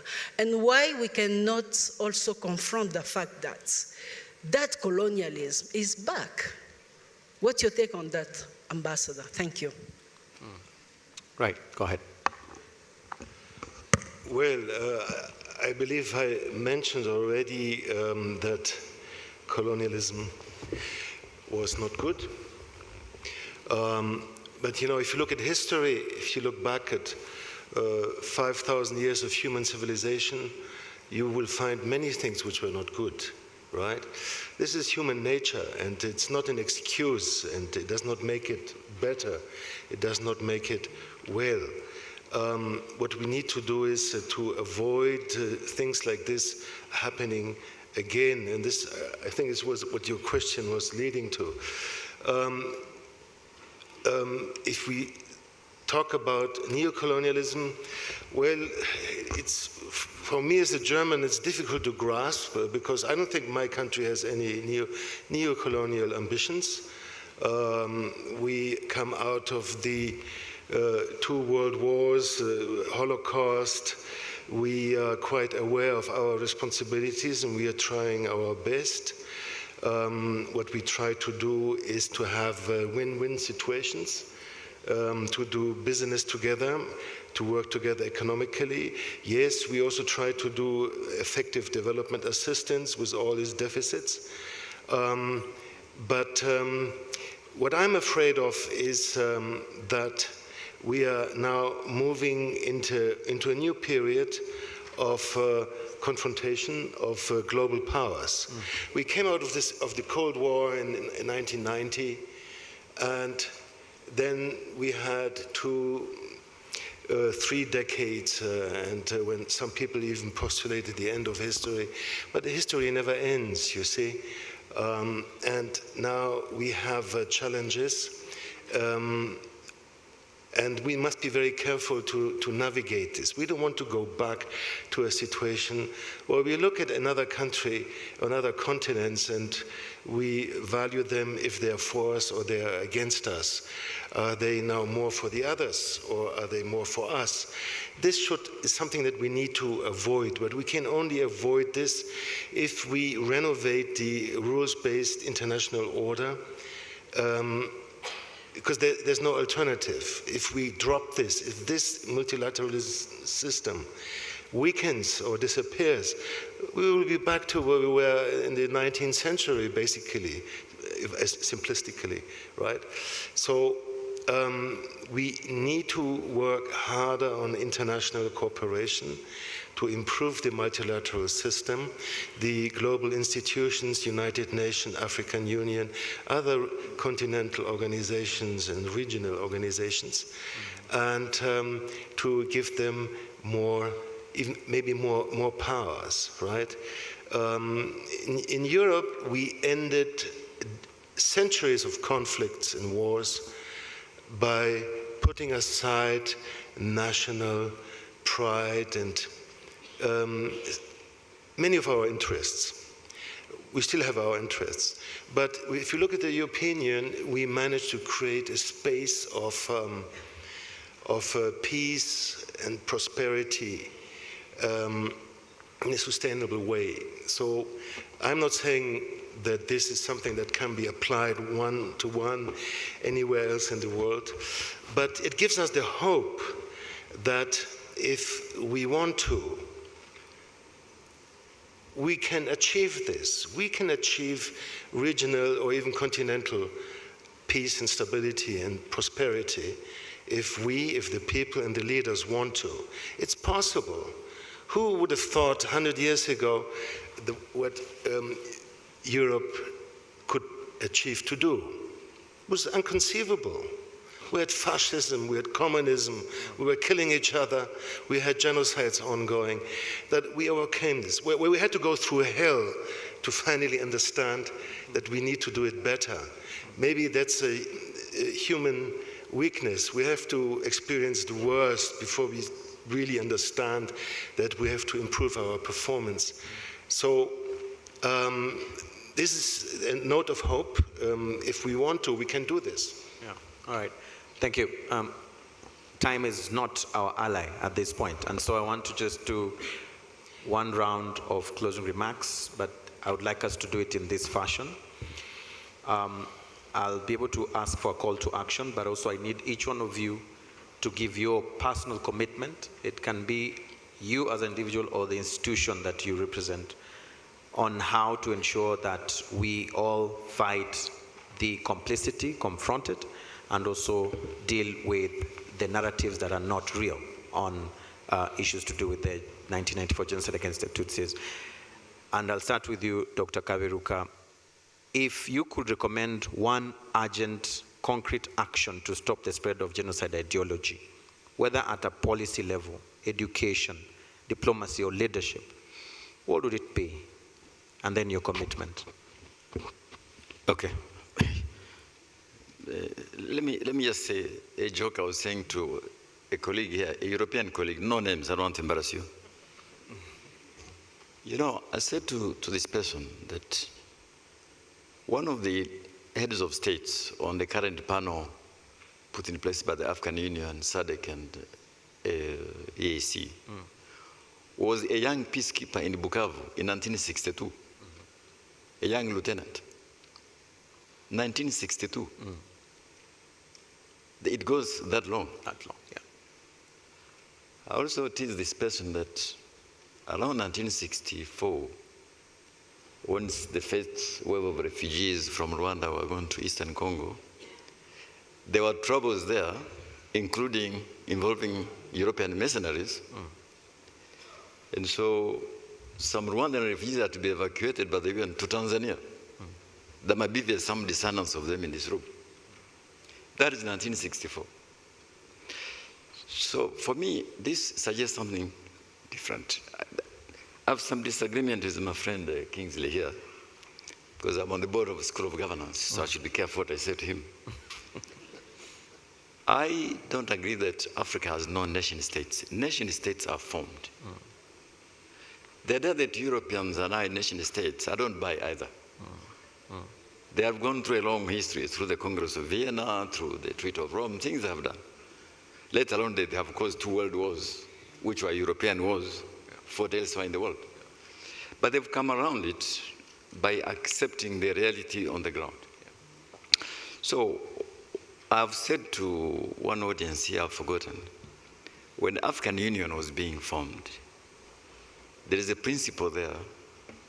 It's called the intangibility of frontiers. However, it had conditions. It had conditions.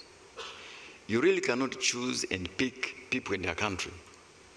Those you consider to be citizens, and those you consider to be foreigners. Because every country in Africa will be torn apart. So, genocide by its definition cannot happen unless it is enforced by the state. Right? Look at Armenia, look at Germany, look at Cambodia. It is the state which enforces the genocide. In this case, if there is a functioning state in this great neighbor, a functioning state, able to accept the rights of all citizens, there cannot be genocide. All right? Because the monopoly of power, the monopoly of violence is in the hands of the state. All right? If it has issues, it can ask for help from others. But you cannot really say that, I've said this once in Nairobi, that a government in Tanzania would wake up and say the Maasais of Tanzania should go back to Kenya. Or the Hausas of Nigeria should go to Nigeria. All right? Every single African country would be up. So, the thing we must do at the African School of Governance, really to say, okay, what are the responsibilities of the state in this era? And I've said to you before, here, I don't know if it was Yanangwe, that for me, a state must have a certain attributes to fulfill its role. Number one, it must be a state that governs for all, not for some. Let alone it must be a clean state, must deliver services, must be accountable. But it must be start by governing for everyone.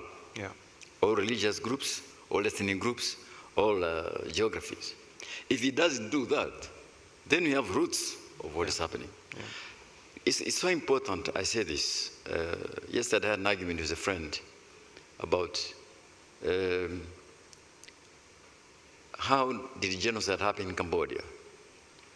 It happened because there was a group of people there, okay, pursuing a particular objective, okay, until they were defeated by the Vietnamese, all right? I know the Vietnamese were attacked for going to Cambodia. It's a long story, I don't want to go there, but I just want to say genocide can only be stopped by a functioning state. If there's no functioning state, all right, and that state then facilitates genocide, that will happen. But number two, which I really want to say, because you have asked for my commitment, I was asked by the African Union some time back to help them set up a peace fund for the African Union. So I set it up. They'd asked us to find just about $5 million, but then we could leverage with the UN. We set it up. We set up governance structures. Okay? But of course, they have issues on how to utilize it. But what I find discouraging that African countries today are still dependent on foreign countries, even for simple things we should be doing.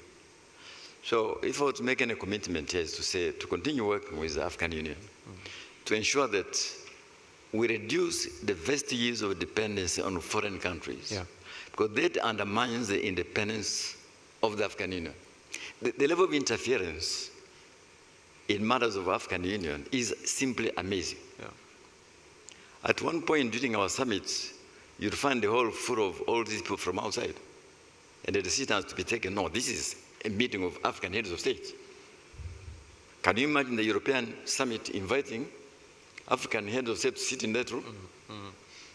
So I think the commitment we can make here is to say that we should all agree to work together to strengthen our regional organizations, to strengthen the African Union, to strengthen its instruments.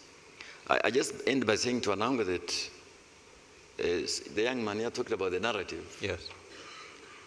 You know, narrative, the way it is defined today, I recall during the global financial crisis, we were told that Africa would be the continent most to suffer.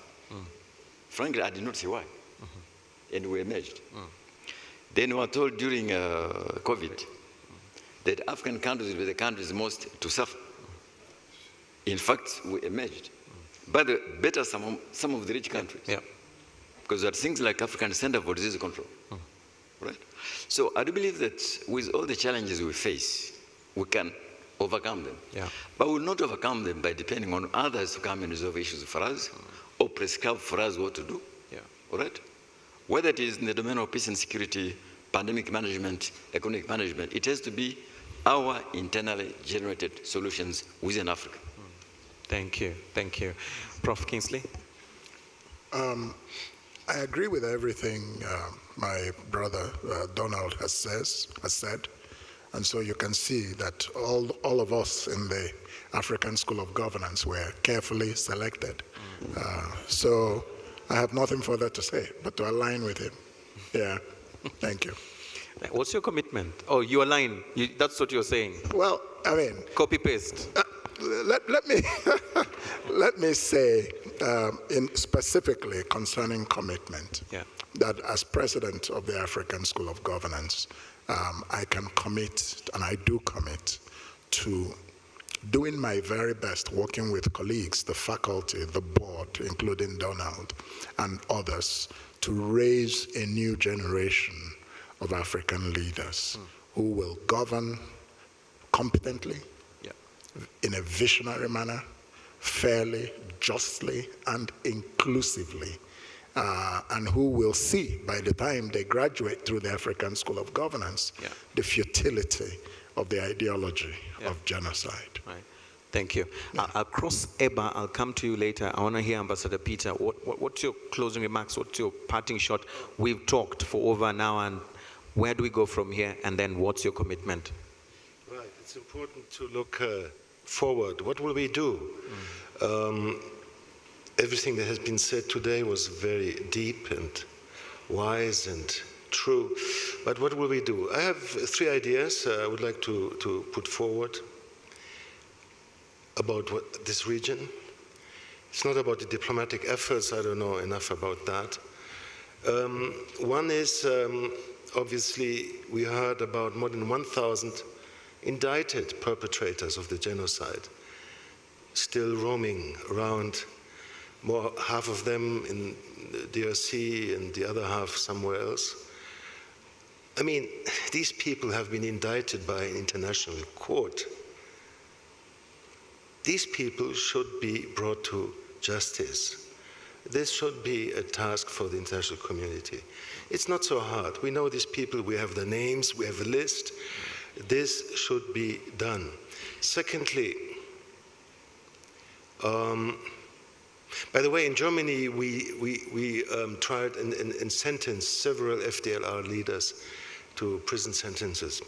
Secondly, the FDLR, if you remember, there were efforts to pursue and destroy the ADF in northeastern Congo, even involving 1 or 2 Western powers, I don't remember.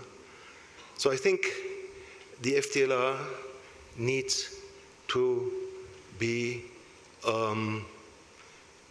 destroyed if necessary, or dismembered. It should not exist anymore. And this is what we need, some commitment for this to happen.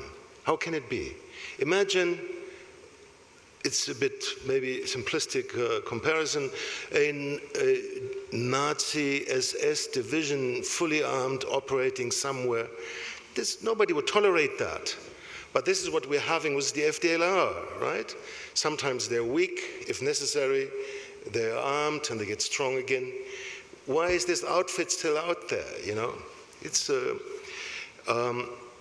thirdly, I would like to think about, when we look at the reform of the international system to establish, once genocidal actions are observed anywhere, to have an automatic triggering system, triggering compulsory action, which cannot be vetoed. It's compulsory for the international institution, be it the African Union, for example, or United Nations, or whatever other regional organization, continental organization there may be, to follow up on this immediately. Yes, details have to be worked out. It's never that easy, but we always see, even if we get information, there's no action, right? So if we have an automatic triggering mechanism to at least send missions to find out exactly what's happening on the ground and even take further action, and without any veto possibilities by the Security Council, this may be helpful. Thank you. All right, thank you. What's your commitment? Just one line. Commitment? Well, you know, I'm just a retired civil servant, but I will do whatever I can. I like the people in this region, and I spent several years of my life here. I even grew up 3 years in Sudan when I was a very small child. I've worked in Ethiopia, I've worked in Eritrea, I've spent more than a year in Nigeria. I like this region, and I will do whatever I can to contribute in a constructive way, or where I am needed, I will commit myself. Yeah, thank you. Thank you, Ambassador Peter. Eba, you have the last word. What's your parting shot? If we were to remember anything from this conference, what would that be? And how do we keep the Renew, Unite, the Remember, Unite, Renew alive? And what's your personal commitment to ensure that all that we've had here, it falls in the right place? I think I would speak to 31-year-olds who are Rwandan. I would want to be able to... you can't hear me? Yeah. What do you mean you can't hear me? Sorry. Hello? Yeah. It's okay now? Sorry, I think I would want to address 30-year-olds. In my country, we would call you born frees. And my children are born free, unlike myself. And you were born free. If you are 30-year-old in Rwanda today. And I've been thinking about what you might think of what Remember, Unite, Renew would mean for you. I think I would really be interested to listen to 30-year-old Rwandans today, especially knowing that this is a generation that lives much of their personalities and even their physical sense of citizenship is lived digitally.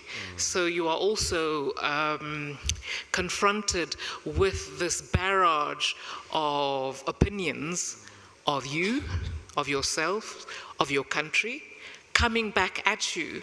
I would like to know how it is that you are able, or what kind of coping strategies 30-year-old Rwandans can be expected to have, just being assaulted by information, by disinformation, which for most part is also genocide denials, which denies one's heritage, one's past, and being the previous generation, which is 31-year-old and older, who have been keepers of a memory that is also a legacy of indescribable loss. What does a 30-year-old Rwandan today take forward or define what it means to go forward from being a keeper of memory and liberate yourself to be something else? You know, we're moving into a second generation of survivors and citizens who are trying to define themselves as themselves. For me, I would like to actively listen to how you would want to remember, so that you can unite and to renew to become what for the next 30 years. And my personal commitment is to, if you allow, to actively listen to you whether it's tidy or untidy. But, you know, I do feel that going forward, one is also allowed to be afraid. One is also allowed to have doubts. And I think we need to be able to create safe spaces for 30-year-olds to want to carry on, to fight. And I think the only direction is dukomeze, and my commitment would be to be here to listen to you and to promise to be an active ally. That's what I would Thank you. Thank you very much. I want to say thank you to our panel. Thank you very much.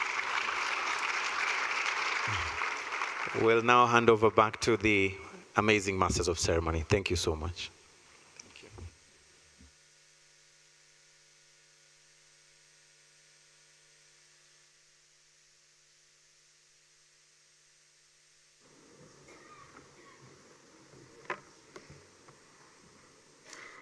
Can continue to help me thank our great moderator and our wonderful panelists. Thank you so much, and thank you to all our moderators and for these days, and our panelists for helping us name the challenges and envision pathways forward. And as we conclude this conference, we gather that although challenges are great, but so is the resilience, the courage, and the clarity to confront it. So let us leave here not only informed, but committed. Kwibuka, as Dr. Alice reminded us, is not a single day, it is a lifelong pledge. So on behalf of the organizing team, I would like to thank you all for your presence, your reflections, and your resolve. Murakoze cyane, mugire umunsi mwiza. Thank you, and let's continue the work together. I will ask you to remain in your seat for a few minutes while our guest of honor leaves the room, and then we'll go forward with our day. Thank you very much.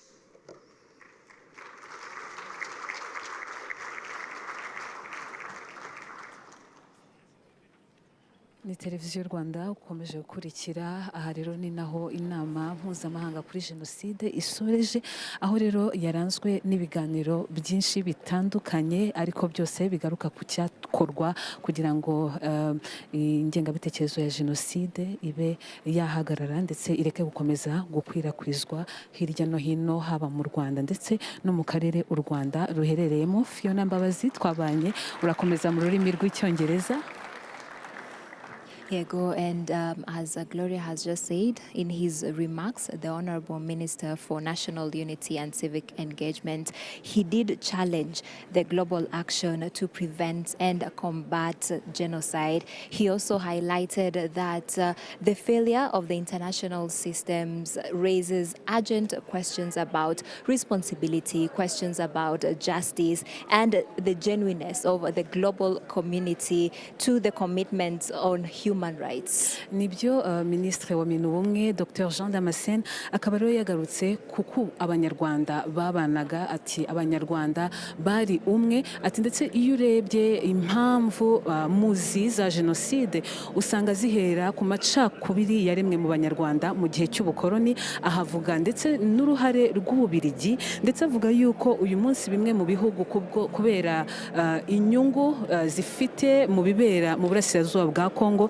zikomeje guhakana kubona yuko ibiri kuba mu burasirazuba bwa Kongo bimeze neza nk'ibyabaga ubwo habaga jenoside yakorewe abatutsi mu Rwanda. Ariko kandi hari ibiganiro byabaye muri iyi nama. Reka wenda duhere ku kiganiro cya mbere. Ni ikiganiro cyavuga ngo kubera iki uyu munsi ingengabitekerezo ya jenoside ikomeje gukwirakwira hirya no hino. Hari abanditsi, hari abakoze ubushakashatsi butandukanye bagenda bavuga bimwe mu bigaragaza ukwinangira cyangwa se mu bigaragaza gukomeza gutuma ingengabitekerezo ya jenoside ikomeza gukwirakwira. Bavuga ukuntu usanga uyu munsi jenoside igipfobwa ikitwa amazina yandi, bavuga ko bamwe bavuga yuko habaye jenoside ebyiri. Ibyo byose rero ugasanga bikorwa kandi ku mpamvu izwi, bigakorwa kuko hari umugambi munini wateguye wo gukomeza kurwanya cyangwa se gukwirakwiza iyi ngengabitekerezo ya jenoside hirya no hino. Yeah, indeed. As you have just said, the Honorable Minister of National Unity and Civic Engagement, he really did emphasize saying that the genocide ideology still persists and it is fueled by denial. It is fueled by intentional dissociation as well as continued persecution of people beyond even the Rwandan borders. And as you had just said, we had two crucial panel discussions that were very sobering. The first panel discussion was around sounding the alarm, especially looking at the persistence of the genocide ideology.